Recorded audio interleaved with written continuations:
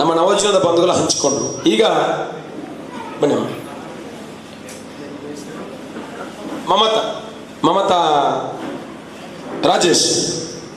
ರಾಜೇಶ್ ಕುಡಿತಿರುವಾಗ ಮನೆಗೆ ಬಂದು ಕುಡಿದು ಹೊಡಿತಿರುವಾಗ ನನಗೆ ಖುಷಿ ಆಗ್ತೈತಾ ಅಥವಾ ಗಂಡ ಏನು ಮಾಡಿದ್ರು, ನನಗೆ ಎಷ್ಟು ಬೈದ್ರು ಶಿಬಿರದಲ್ಲಿ ಇರುವಾಗ. ಪರಮ ಪೂಜೆ ಕಾಮದರ ಪೂರ್ಣ ಆಶೀರ್ವಾದನ ಬಿಡುತ್ತಾ ಇಲ್ಲಿ ನನ್ನ 2 ಅನಿಸಿಕೆ ಮಾತನ್ನ ಹೇಳ್ತಾ ಇದ್ದೇನೆ.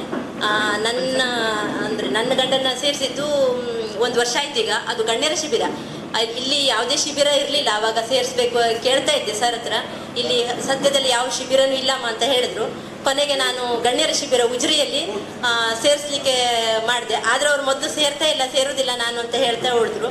ಕೊನೆ ನಾನು ಹೇಳಿದೆ, ನನಗೆ ಒಬ್ಬ ಕುಡುಕನ ಜೊತೆಗೆ ಸಂಸಾರ ಮಾಡೋದು ಇಷ್ಟ ಇಲ್ಲ, ನಾನು ಡಿವೋರ್ಸ್ ಮಾಡ್ತೀನಿ, ನೀವು ನೋಡ್ಕೊಳ್ಳಿ, ನಾನು ನನ್ನ ಮಕ್ಕಳನ್ನ ನೋಡ್ಕೊಂಡು ನಾನು ಇರ್ತೀನಿ ಅಂತ ಹೇಳಿದೆ. ಕೊನೆಗಿಲ್ಲ, ನಾನು ಶಿಬಿರಕ್ಕೆ ಹೋಗ್ತೇನೆ ಅಂತ ಹೇಳಿದ್ರು. ಕೊನೆಗೆ ಅವರಾಗೆ ಒಪ್ಕೊಂಡ್ರು ಶಿಬಿರಕ್ಕೆ ಹೋಗ್ತೇನೆ ಅಂತ ಹೇಳಿ. ಕೊನೆಗೆ ಗಣ್ಯರ ಶಿಬಿರಕ್ಕೆ ಸೇರಿಸಿದ ನಂತರನೂ ತುಂಬ ಸಿಟ್ಟು ಮಾಡ್ಕೊಂಡ್ರು. ಅವರಾಗೆ ಹೋದ್ರು ಕೂಡ ಅವ್ರು ಸ್ವಲ್ಪ ಸಿಟ್ಟು ಬಂತು ನನ್ನ ಮೇಲೆ. ಕೊನೆಗೆ ನನಗೂ ಸ್ವಲ್ಪ ನೋವಾಗೋ ಥರ ಮಾತಾಡಿದ್ರು. ಕೊನೆಗೆ ಅಲ್ಲಿ ತಿಮ್ಮಯ್ಯ ಸರ್ ಅಂತ ಇದ್ರು, ಅಖಿಲ ಕರ್ನಾಟಕ ಜನಜಾಗೃತಿ ವೇದಿಕೆ ಯೋಜನಾಧಿಕಾರಿ. ಅವರು ನೀನು ಬೇಜಾರು ಮಾಡ್ಕೊಳ್ಬೇಡ, ಸರಿ ಆಗ್ತಾರೆ ಅವ್ರು, ಇನ್ನೊಂದು 2-3 ದಿನಲ್ಲಿ ಸರಿ ಆಗ್ತಾರೆ, ಅವರಾಗೆ ನಿಮಗೆ ಫೋನ್ ಮಾಡ್ತಾರೆ ಅಂತ ಹೇಳಿ ಶುರು ಮಾಡಿದ್ರು. ಅಲ್ಲಿ ತನಕ ತುಂಬ ಸಾಲ ಮಾಡ್ಕೊಂಡಿದ್ರು ಅವರು. ಸಾಲ ಎಷ್ಟು ಮಾಡ್ಕೊಂಡಿದ್ರು ಅಂದರೆ ಅದು ಈಗಲೂ ಅಷ್ಟು ತೀರ್ಸ್ಲಿಕ್ಕಾಗಲಿಲ್ಲ. ಆದರೆ ಸಾಮಾನ್ಯವಾಗಿ ತೀರಿಸ್ತಾನೆ ಬಂದರು ಅವರು. ಈಗ ಸರಿಯಾಗಿದ್ದಾರೆ. ಕೊನೆಗೆ ಸರಿಯಾಗಿ ಬಂದರು. ಬಂದ ನಂತರ ಒಂದು 8 ದಿನದಲ್ಲಿ ಬ್ಯಾಂಕ್ನವ್ರು ನಮ್ಮ ಮನೆಗೆ ಬಂದರು. ನಿಮ್ಮದು ಸಾಲ ಕೋರ್ಟ್ಗೆ ಹಾಕಿದ್ದಾರಮ್ಮ ಅಂತ ಹೇಳ್ಕೊಂಡು ಬಂದರು. ಆಗ ಏನು ಮಾಡಬೇಕು, ನಾನು ಅದಕ್ಕೆ ಮನೇಲಿ ಕಿರಿಕಿರಿ ಮಾಡಿದ್ರೆ ಮತ್ತೆ ನನ್ನ ಗಂಡ ಮತ್ತೆ ಅದೇ ದಾರಿಗೆ ಹೋಗ್ಬಿಡ್ತಾರೆ ಅನ್ನೋ ಹೆದರಿಕೆ ಸ್ಟಾರ್ಟ್ ಆಯಿತು. ಇಲ್ಲ, ನಾನು ಅದಕ್ಕೆ ನನ್ನ ಕೊರಳಲ್ಲಿ ತಾಳಿ ಕೊಡ್ತೀನಿ, ನಾನು ಅದನ್ನು ಬ್ಯಾಂಕಲ್ಲಿಟ್ಟು ನೀವು ಸಾಲ ತೀರಿಸಿ, ಆ ನಂತರ ನೀವು ತಪ್ಪಿಸ್ಕೊಡ್ಲಿಕ್ಕೆ ಅಂತ ಹೇಳಿದೆ. ಕೊನೆಗೆ ಅವ್ರು ಅದೇ ಮಾಡಿದ್ರು. ಮಾಡಿ ಒಂದು ಸ್ವಲ್ಪ ದಿನ ಅಲ್ಲ ಅದನ್ನು ನನಗೆ ಬ್ಯಾಂಕಿಂದ ತಂದು ಕೊಟ್ಟರು. ಇವಾಗ ಅಡ್ಡಿಲ್ಲ, ಸ್ವಉದ್ಯೋಗ ಮಾಡ್ತೀನಿ ಅಂತ ಹೇಳಿದಾಗ ನಾನು ಧರ್ಮಸ್ಥಳ ಸಂಘದಲ್ಲಿ ಇದ್ದೆ, ಅಲ್ಲಿಂದ ನಾನು ಸಾಲ ಮಾಡಿಕೊಟ್ಟೆ. ಈಗ ಸ್ವಉದ್ಯೋಗಕ್ಕೆ ಸೆಂಟ್ರಿಂಗ್ ಸಾಮಾನು ಖರೀದಿ ಮಾಡಿ ಈಗ ಸ್ವಂತ ಉದ್ಯೋಗ ಮಾಡ್ತಾ ಇದ್ದಾರೆ. ಎಷ್ಟು ಕುಡಿತಾ ಇದ್ರು ಅಂದರೆ, ಅವರು ಡಿವೋರ್ಸ್ ಮಾಡಿ ನಾನು ಬಿಟ್ಟು ಹೋಗಿ ಅಂತ ಹೇಳಿದ್ರು ಕೂಡ ನನ್ನ ಮಕ್ಕಳ ಜೊತೆ ನಾನು ಆತ್ಮಹತ್ಯೆ ಮಾಡ್ಕೊಡ್ಬೇಕು. ಯಾಕಂದ್ರೆ ಕುಡಿದವ್ರಿಗೆ ಯಾರು ಸಂಬಂಧಿಕರು ಯಾರು ಹತ್ರ ಬರ್ತಿಲ್ಲ. ಒಬ್ಬ ಹುಡುಕನ ಹೆಂಡತಿನಿ ಯಾವ ರೀತಿ ನೋಡ್ತಾರೆ ಅನ್ನೋದು ತಂದೆ ತಾಯಿ ಕೂಡ ಅವ್ರು ಭಾರಿಯಾಗಿರ್ತಾರೆ. ಬೇಡ, ಅವ್ರು ಬಾಡಿಗೆ ಅವ್ರು ಇದ್ದು ಬಿಡ್ಲಿ ಅಂತ. ನನ್ನ ಯೋಚನೆ ಅಂದ್ರೆ ನನ್ನ ಮಕ್ಕಳ ಜೊತೆ ಆತ್ಮಹತ್ಯೆ ಮಾಡ್ಕೊಡ್ಬೇಕು. ಯಾಕಂದ್ರೆ ನನ್ನ ಮಕ್ಕಳು ಯಾರೋ ನೋಡ್ತಾರೆ ಮುಂದೆ ಅನ್ನೋ ನಂಬಿಕೆ ಕೂಡ ನನಗಿರ್ಲಿಲ್ಲ. ನಾನು ತಂದೆ ತಾಯಿನ, ಅಣ್ಣ ತಮ್ಮನ ಎಲ್ಲ ದ್ವೇಷಿಸಿ ಸ್ಟಾರ್ಟ್ ಮಾಡಿದೆ. ಯಾಕಂದ್ರೆ ಒಬ್ಬ ಕುಡುಕನಿಗೆ ಕೊಟ್ಟು ಮದುವೆ ಮಾಡಿಬಿಟ್ರು. ನನ್ನ ಮನೆಯಲ್ಲೂ ತಂದೆ ತಾಯಿ ಮನೆಯಲ್ಲೂ ಯಾವುದಕ್ಕೂ ಪರಿಚಯ ಇರಲಿಲ್ಲ. ಅದು ಯಾಕೆ ನಾನು ಕುಡುಕನ ಕೊಟ್ಟು ಮದುವೆ ಮಾಡಿದ್ರಿ ಅಂತ. ಈಗಲೂ ಕೂಡ ನನ್ನ ತಂದೆ ತಾಯಿ ಮನೆ ನಾನು ಹೆಚ್ಚಾಗಿ ಹೋಗ್ತಿರ್ಲಿಲ್ಲ. ಇವರೇ ಒತ್ತೆ ಮಾಡ್ತಾರೆ, ಹೋಗು, ಯಾಕಂದ್ರೆ ಹೋಗಿದೆ, ಏನ್ ಮಾಡ್ಲಿಕ್ಕೆ ಬರ್ತಿಲ್ಲ, ನಾನು ಕುಡಿಯೋದು ಬಿಟ್ನಲ್ಲ, ನೀನು ಹೋಗು ಅಂತಾರೆ. ಆದ್ರೂ ನಾನು 2-3 ತಿಂಗಳಿಗೆ ಅಮ್ಮನ ಒತ್ತಾಯಕ್ಕೆ ಅಮ್ಮ ಕಣ್ಣೀರು ಹಾಕ್ತಾರೆ ಅನ್ನೋ ಸಲುವಾಗಿ ಹೋಗ್ತೇನೆ. ನಾನು ಹೇಳ್ತೀನಿ ಇವರಿಗೆ, ನೀವು ಸರಿಯಾಗಿ ಸಾಲ ತೀರಿಸ್ಕೊಂಡು ನೀವೇನು ಅನ್ನೋದನ್ನ ತೋರಿಸಿ ಅವ್ರಿಗೆ ಮೊದಲು. ಇಲ್ಲ, ನನ್ನ ಅಳಿಯ ಅಥವಾ ನನ್ನ ಭಾವ ಸರಿಯಾಗಿದ್ದಾರೆ ಅಂತ ಅವ್ರಿಗೆ ತೋರಿಸ್ಬೇಕು. ನಿಮ್ಗೆ ಯಾವಾಗ ಗೌರವ ಕೊಡ್ತಾರ, ನಾನು ಅವಾಗ ತಂದೆ ತಾಯಿ ಮನೆಗೆ ನಿಮ್ಮ ಜೊತೆ ಪ್ರೀತಿಯಿಂದ ಹೋಗ್ತೀನಿ.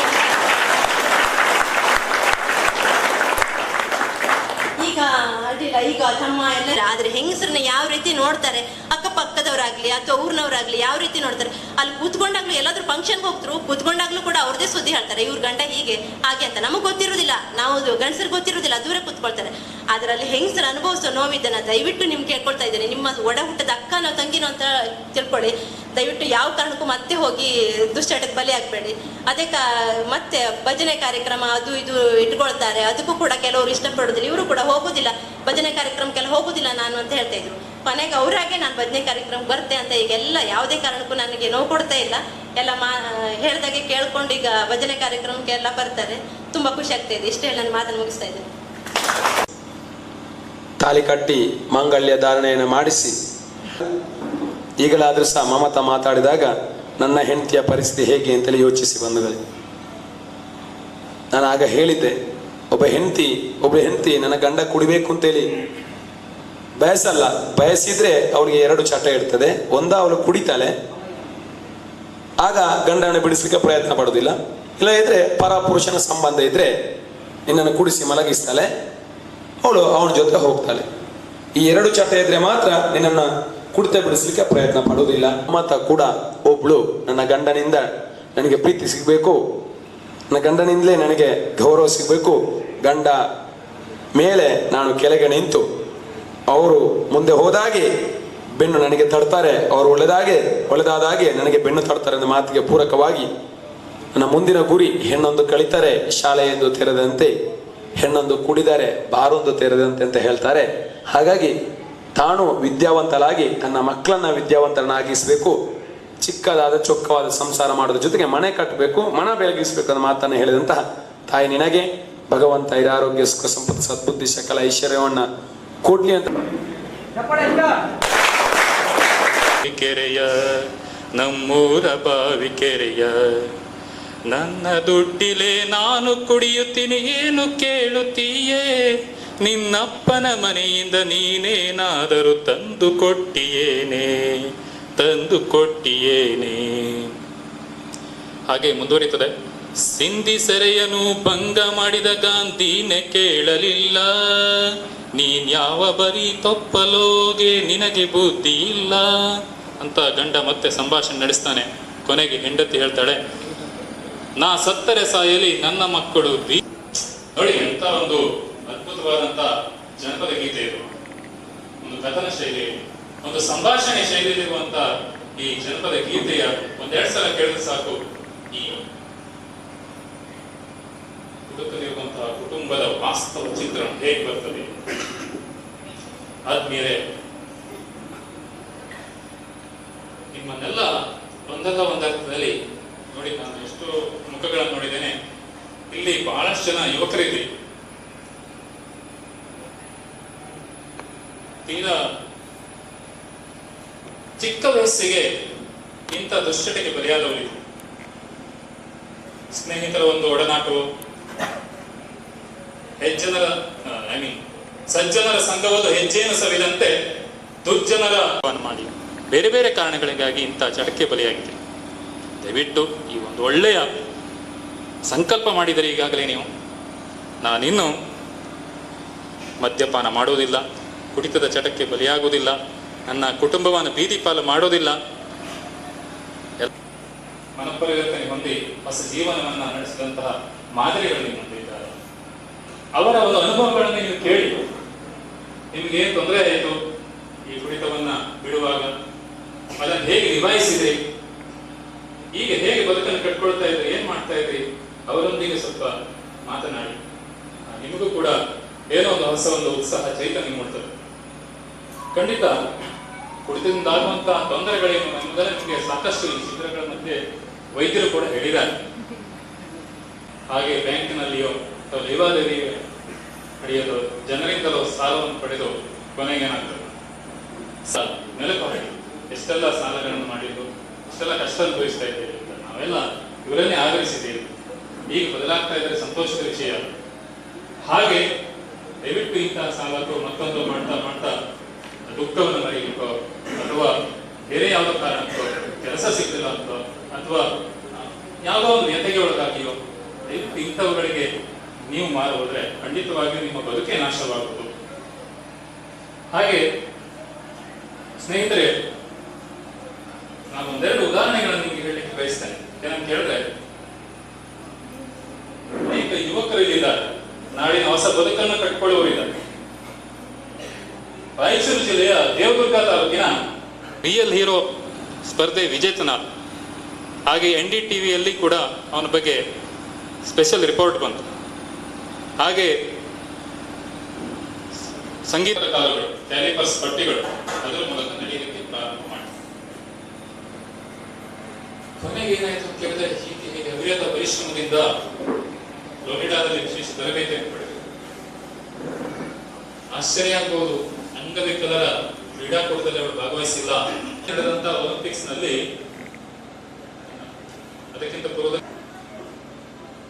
400 ಮೀಟರ್ ಓಟದ ರಿಲೇಯಲ್ಲಿ ಕೂಡ ರಿಲೆಯ ಕೋಲನ್ನು ಹಸ್ತಾಂತರಿಸುವಾಗ ಏನ್ ಕೊಡ್ಬೇಕಾಗಿತ್ತು, ಅವಳು ಕೋಲನ್ನು ಕೆಳಗೆ ಹಾಕ್ಬಿಟ್ಲಂತೆ. ಈ ವಿಲ್ಮಾರೋಡ ಪದ ನಿಂತ್ಕೊಂಡು ಸಾಕಷ್ಟು ಮುಂದೆ ಇದ್ದಂತಹ ಎಲ್ಲ ಓಟಗಾರ್ತಿಯನ್ನು ಹಿಂದಿಕ್ಕಿ ತಾನು ಪ್ರಥಮ ಸ್ಥಾನ ನೋಡಿ. ಒಂದು ಪೋಲಿಯೋ ರೋಗ ಪೀಡಿತೆಯಾದ ಒಬ್ಬ ಹೆಣ್ಣು ಮಗಳು ಇಂತಹ ಸಾಧನೆ ಮಾಡಿದಾಳೆ. ನಮಗೆ ಯಾಕಾಗುದಿಲ್ಲ? ದೇವರು ನಮಗೆ ಜೊತೆ ಸಂದರ್ಶನ ಮಾಡ್ತಾ ಇದ್ರು. ಕುಬೇರ ಅಂತ ಒಬ್ಬ ರೈತ, ಹೆಸರು ನೋಡಿ ಬಹಳ ಚೆನ್ನಾಗಿದೆ, ಕುಬೇರ. ವೈದ್ಯರ ಯಶೋಗಾಥೆ ನೋಡಿ. ಈಗ ನಮ್ಮ ಮಿತ್ರರಾದಂಥ ಅಣ್ಣವರು ಓದ್ತಾ, ನೀನೇನ್ ಮಾಡಪ್ಪ, ಒಂದ್ ಸ್ವಲ್ಪ ಕುಡಿದು ಬಿಟ್ರೆ ನಿನ್ನ ಕೆಮ್ಮೆಲ್ಲ ಹೋಗ್ಬಿಡ್ತದೆ. ಹೌದು, ಅದು ಹೇಗೆ ಹೋಗ್ತದೆ? ಯಾಕೆ ಹೋಗುದಿಲ್ಲ? ನನ್ನ ಮನೆ ಹೋಗಿದೆ, ಹೊಲ ಹೋಗಿದೆ, ದುಡ್ಡು ಹೋಗಿದೆ, ಆಸ್ತಿ ಹೋಗಿದೆ, ನಿನ್ ಕೆಮ್ಮು ಹೋಗುದಿಲ್ವಾ? ಈ ಎಲ್ಲ ಕಾಯಕದಲ್ಲಿ, ಬೆಳಕನ್ನು ಹಚ್ಚುವಂತ ಕಾಯಕದಲ್ಲಿ ಕೆಲಸ ಮಾಡ್ತಾ ಇರುವಂತ ಈ ಎಲ್ಲ ಸನ್ಮಿತ್ರರನ್ನ ಮನಸಾರೆ ವಂದಿಸ್ತಾ, ನಮ್ಮ ಸ್ನೇಹಿತರಾದಂತಹ SDM ಕಾಲೇಜಿನ ಉಪನ್ಯಾಸಕರನ್ನ ಅವರನ್ನು ಕೂಡ ವಂದಿಸ್ತಾ ನಿಮ್ಗೆಲ್ಲರಿಗೂ ಒಂದನ್ನು ಹೇಳ್ತಾ, ದೇವರ ನಿಮಗೆಲ್ಲ ಒಳ್ಳೇದು ಮಾಡಲಿ ಅಂತ ನಾನು ಮಾತನ್ನು ಮುಗಿಸ್ತೇನೆ. ಸರಿ, ದಾರಿಗಳಿದೆ ಅನ್ನುವಂಥ ಸಲಹೆಯನ್ನು ಕೊಟ್ಟರು. ಹಾಗೆ ಕೈಲಾಗದೇ ಇದ್ದ ಅಂಗವಿಕಲರು ಸಹಿತ ಏನೆಲ್ಲ ಸಾಧನೆಯನ್ನು ಮಾಡಿದ್ರು ಅನ್ನುವಂಥದ್ದನ್ನು ಶ್ರೀಯುತ ನಾಗರಾಜ್ ಹೆಗಡೆ ಸರ್ ಅವರಿಗೆ ಧನ್ಯವಾದಗಳನ್ನು ಅರ್ಪಿಸ್ತಾ ಇದ್ದೇನೆ. ಮುಂದೆ ನಮ್ಮ SDM ಕಾಲೇಜಿನ ಉಪನ್ಯಾಸಕರಾದಂಥ ಶ್ರೀಯುತ ಪ್ರಶಾಂತ್ ಹೆಗಡೆ ಸರ್ ಅವರು ನಿಮ್ಮನ್ನು ಉದ್ದೇಶಿಸಿ ಒಂದು 20 ನಿಮಿಷಗಳಿಗೆ ಮಾತಾಡ್ತಾರೆ. ಶ್ರೀ ಮಂಜುನಾಥ ಸ್ವಾಮಿಯೇ ನಮಃ. ಈ ಮಧ್ಯವರ್ಜನ ಶಿಬಿರದಲ್ಲಿ ಭಾಗವಹಿಸುತ್ತಿರತಕ್ಕಂತಹ ನನ್ನೆಲ್ಲ ಹಿರಿಕಿರಿಯ ಸಹೋದರಿಯರೇ, ಈ ಕಾರ್ಯಕ್ರಮವನ್ನು ವೀಕ್ಷಿಸ್ತಾ ಇರುವಂತಹ ಈ ಊರಿನ ನಾಗರಿಕರೇ, ನಿಮ್ಮ ಮಡದಿ ಮತ್ತು ಮಕ್ಕಳು ಕೂಡ ಇಲ್ಲಿದ್ದಾರೆ. ಎಲ್ಲಕ್ಕಿಂತ ಮುಖ್ಯವಾಗಿ ಈ ಕಾರ್ಯಕ್ರಮದ ಆಯೋಜಕರೇ, ನಮಗೆ ಕಾಲೇಜಿನಲ್ಲಿ ನಾವು 4 ಗಂಟೆ ಪಾಠ ಮಾಡ್ತೇವೆ. 4 ತಾಸು ಮಕ್ಕಳು ನಿಮ್ಮ ಹಾಗೆ ಹೀಗೆ ಕೂತ್ಕೊಂಡು ಕೇಳಬೇಕು. ಸ್ವಲ್ಪ ಆ ಕಡೆ ಈ ಕಡೆ ನೋಡಿದೆ, ಏಯ್ ಹೊರಗಾಕ್ಬೇಕಾ, ಸುಮ್ಮನೆ ಕೂತ್ಕೊಳ್ತೇವೆ, ಮತ್ತೆ ಅವ್ರು ಹೀಗೆ ಮಾಡ್ಕೊಂಡು ಕೂತ್ಕೊಳ್ತಾರೆ. ಹೀಗೆ ಕುಳಿತುಕೊಂಡು ಕೇಳುವುದು ಎಷ್ಟು ಕಷ್ಟ ನನಗೆ ಅರ್ಥ ಆಗ್ತದೆ. ಅದು ಒಂದು 90 ಇಲ್ಲದೆ, ಒಂದು 90 ಹಾಕೊಂಡು ಕೂತ್ಕೊಂಡು ನಾವು ಸಂಜೆವರೆಗೆ ಹೇಳಿದ್ರು ನಮ್ಗೇನು ಬೇಜಾರಾಗಿರುವುದಿಲ್ಲ, ಆಗ್ತಾ ಇರ್ಲಿಲ್ಲ. ಅದಿಲ್ಲದೆ ಹೀಗೆ ಕೂತ್ಕೊಂಡು ಕೇಳುದು ಎಷ್ಟು ಕಷ್ಟ ಅಂತ ನಂಗೆ ನಿಮ್ ಕಷ್ಟ ಅರ್ಥ ಆಗ್ತದೆ ಖಂಡಿತವಾಗಿ. ಆದ್ರೆ ಈ ಕಷ್ಟವನ್ನು ಸಹಿಸ್ಬೇಕು ನೀವು. ಯಾಕೆಂತ ಹೇಳಿದ್ರೆ ನಿಮ್ಮ ಇಡೀ ಕುಟುಂಬ ಸುಖಿ ಆಗ್ಬೇಕು ಅಂತಂದ್ರೆ ಈ ಮಧ್ಯವರ್ಜನ ಶಿಬಿರ ಮುಗಿಯುವವರೆಗೆ ಪ್ರತಿನಿತ್ಯ ಈ ಕಷ್ಟ ಅನುಭವಿಸ್ಲೇಬೇಕು. ಈ ಕಷ್ಟ ನೀವೇ ತಂದ್ಕೊಂಡದ್ದು. ಯಾಕೆಂತ ಹೇಳಿದ್ರೆ ನೀವು ಅಲ್ಲೂ ಕೂತ್ಕೊಂಡು ಆ ಕಡೆ ಈ ಕಡೆ ಓಡಾಡ್ಕೊಂಡು ಆರಾಮಾಗಿ ಇರ್ಬೋದಾಗಿತ್ತು, ಆದ್ರೆ ಇಲ್ಲಿ ಕೂತ್ವಂಗ ಮಾಡ್ಕೊಂಡಿದ್ದು ನೀವೇ. ಹಾಗಾಗಿ ಇದು ನೀವೇ ಮಾಡಿಕೊಂಡಿದ್ದು, ಮತ್ತೆ ಸರಿ ಮಾಡ್ಕೊಳ್ಬೇಕಾದದ್ದು ಕೂಡ ನೀವೇ. ಈಗೆಲ್ಲ ಸರ್ಕಾರದ ಯೋಜನೆಗಳು, ಅನ್ನಭಾಗ್ಯ, ಕ್ಷೀರಭಾಗ್ಯ, ಹೌದಲ್ಲ, ಯೋಜನೆಗಳು ನಮ್ಗೆ ಗೊತ್ತಿದೆ. ಹಾಗೆ ಇನ್ನು ಮುಂದೆ ಸರ್ಕಾರದ ಯೋಜನೆ ನೋಡಿದ್ರೆ ಹೆಂಡದ ಭಾಗ್ಯನೂ ಕೂಡ ಕೊಡುವ ಎಲ್ಲ ಲಕ್ಷಣ ಇದೆ. ರೇಷನ್ ಅಂಗಡಿಲಿ ಈಗ ಉಪ್ಪು ಕೊಡ್ತಾರೆ, ಎಣ್ಣೆ ಪ್ಯಾಕೆಟ್ ಕೊಡ್ತಾರೆ. ಆಸೆ ಮಾಡಬೇಡಿ, ಚಪ್ ನೀರು ನುಂಗ್ಬೇಡಿ, ತೆಂಗಿನೆಣ್ಣೆ ಕೊಡುದು. ಇನ್ನು ಇದೇ ತರ ಮುಂದೆ ಹೋದ್ರೆ ಸರ್ಕಾರ ಪಾಪ ಅವರಿಗೆ ಹೋಗಿ ಬರ್ಲಿಕ್ಕೆ ಕಷ್ಟ ಆಗ್ತದೆ ಅಂತೇಳಿ ಜೊತೆಗೆ ಒಂದು ಬಾಟ್ಲಿನೂ ಕೊಡುವಂತ ಯೋಜನೆ ಬಂದ್ರೂ ಒಂದು ಆಶ್ಚರ್ಯ ಇಲ್ಲ. ಆದ್ರೆ ನಾವು ವಿಚಾರ ಮಾಡಬೇಕು. ಒಂದು ಕತೆ ಇದೆ, ನಿಮ್ಮ ಹಾಗೆ ಅಂದ್ರೆ ಬೇಜಾರು ಮಾಡ್ಕೊಳ್ಬೇಡಿ, ನಾನನ್ನು ನಿಮ್ಮ ಒಬ್ಬನಲ್ಲಿ ಅಂತ ತಿಳ್ಕೊಳ್ಳಿ. ನಿಮ್ಮ ಹಾಗೆ ದಿನನಿತ್ಯ ಕುಡಿದು ಬರ್ತಾ ಇದ್ದಂತೆ. ನೀವು ಮೊದ್ಲೇ ಈಗ ಮಾಜಿ ಕುಡುಕರು ನೀವು. ಹಾಗಾಗಿ ನಿಮ್ಮ ಹಾಗೆ ಅಂದ್ರೆ ಆಗ ನೀವು ಕುಡಿತಾ ಇದ್ರಲ್ಲ, ಹಾಗೆ ಕುಡಿದು ಬರ್ತಾ ಇದ್ರಂತೆ. ಪಕ್ಕದ ಮನೆಯವನೊಬ್ಬನ ಕೇಳ್ದ, ಅಣ್ಣ ದಿನಾ 1 ಕ್ವಾರ್ಟರ್ ಕುಡ್ಕೊ ಬತ್ತಿಯಲ್ಲ, ಹೆಂಡತಿ ಮಕ್ಳು ಈ ತರ ಹೊಡೆತೆ, ಹೊಲಸೊಲ್ಸ್ ಭಾಷೆ ಮಾತಾಡ್ತೆ, ಅಲ್ಲ ಮರೆ ನೀ ದಿನಾ 1 ಕ್ವಾರ್ಟರ್ ಕುಡ್ಕೊ ಬಂದ್ರೆ ಹೆಂಡತಿ ಮಕ್ಳು ಹೆಂಗ್ ಸಾಕ್ತೆ ಅಂತ ಕೇಳಿದ್ರು. ಇಲ್ಲ, ನನಗೆ ಹೆಂಡತಿ ಮಕ್ಳು ಸಾಕೋದು ಒಂಚೂರು ತ್ರಾಸಿಲ್ಲ. ಅರೆ ಹೆಂಗೆ ಮರೆಯ, ನೋಡು ನೀ ಹೇಳೋದು ದೇವ್ರನೇ ಹೌದು. ದಿನಾ 1 ಕ್ವಾರ್ಟರ್ ಕುಡುದು ಹೌದು. ನಾನು ತಿಂಗಳಿಗೆ ಎಷ್ಟು ದಿವಸ? 30 ದಿವಸ 30 ಕ್ವಾರ್ಟರ್ ಕುಡಿತೇನೆ. ಮತ್ತೆ 30 ಕ್ವಾರ್ಟರ್ ಕುಡಿದ್ರೆ ಆ ಬಾಟ್ಲೆ ಎಲ್ಲ ಹಾಗೆ ಇಡ್ತೇನೆ ನಾನು 30 ದಿವಸ. ಖಾಲಿ ಬಾಟ್ಲೆ 1 ರೂಪಾಯಿ, 30 ರೂಪಾಯಿ ಕೊಟ್ಟು 30 ಬಾಟ್ಲೆ ತಗೊಂಡು ಹೋಗ್ತಾರೆ. 30 kg ಅಕ್ಕಿ ಬರ್ತದೆಯಲ್ಲ,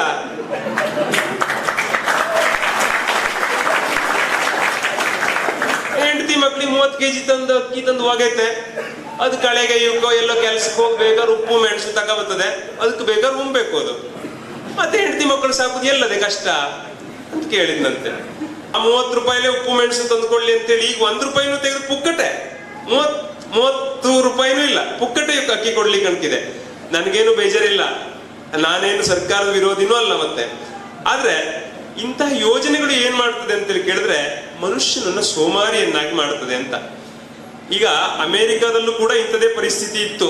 ಬರಗಾಲ ಬಂತು, ಸರ್ಕಾರದ ಹತ್ರ ಬೇಕಾದಷ್ಟು ಗೋಧಿ ಇತ್ತು, ಪುಕ್ಕಟೆ ಕೊಡ್ತೇನೆ ಅಂತ ಹೇಳ್ತು ಸರ್ಕಾರ. ಎಲ್ಲರನ್ನು ಕರೆದು ಒಂದೊಂದು ಚೀಲ ಗೋಧಿ ಕೊಟ್ಟು ಕಳಿಸ್ತೇನೆ ಬರಗಾಲ ಅಂತ ಹೇಳ್ತು.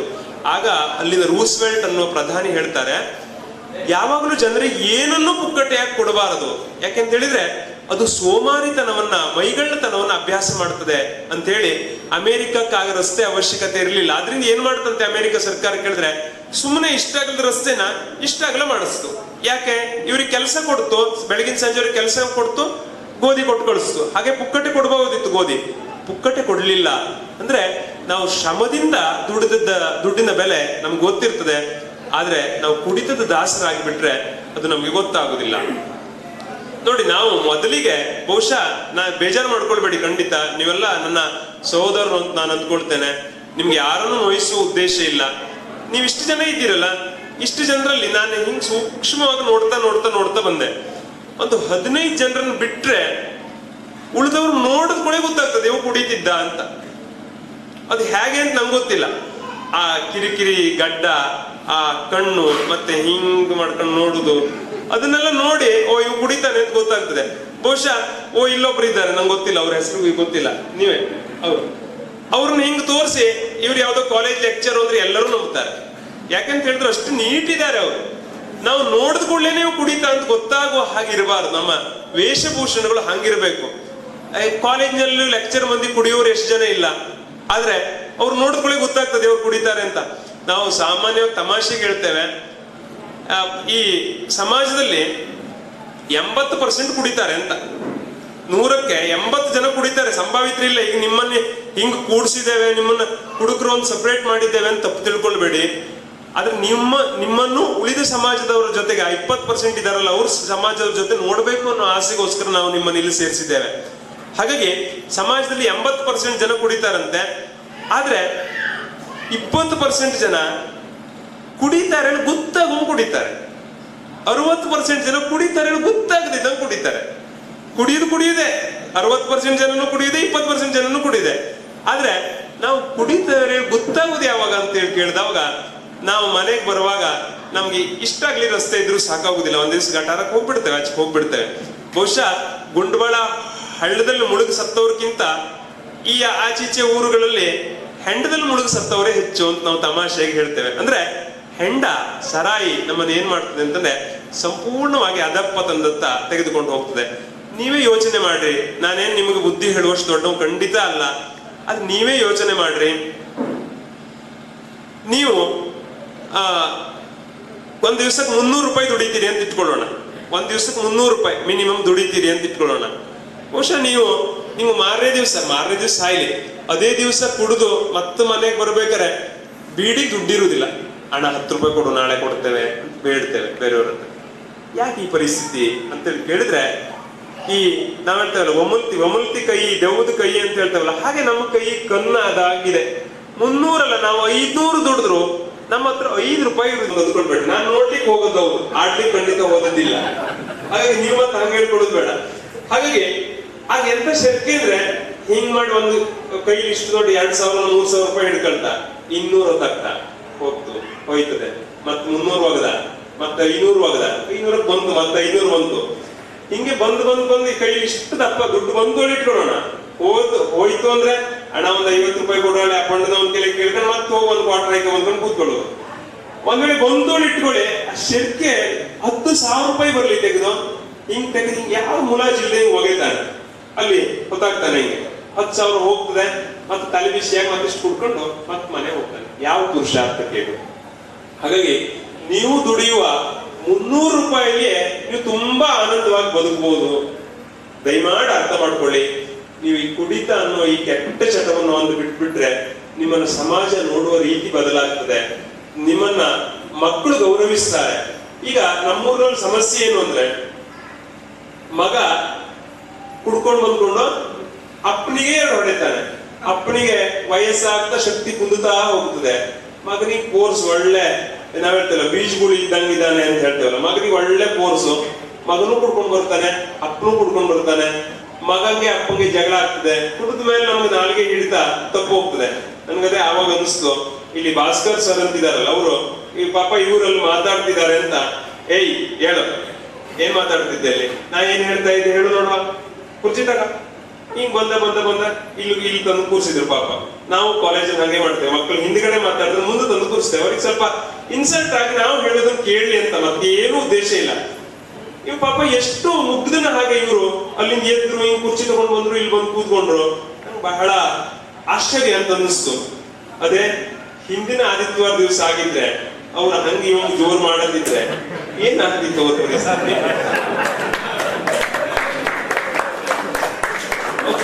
ಇವ್ರು ಮಾತು ಕೇಳ್ತಾ ಇದ್ದವರು ನಮ್ಗೆ ಗುದ್ದು ಹೊಡೆಯಲಿಕ್ಕೆ ನೋಡ್ತಾ ಇದ್ರು, ನಮ್ಗೆ ಗೊತ್ತಾಗುದಿಲ್ಲ. ಹಿಂಗ್ ಮಾಡ್ಕೊಂಡು ಬಾಯಲ್ಲಿ ಯಾವ ಮುಖದಲ್ಲಿ ಯಾವ ಭಾವನೆನೂ ಇಲ್ಲ ಅವರಿಗೆ.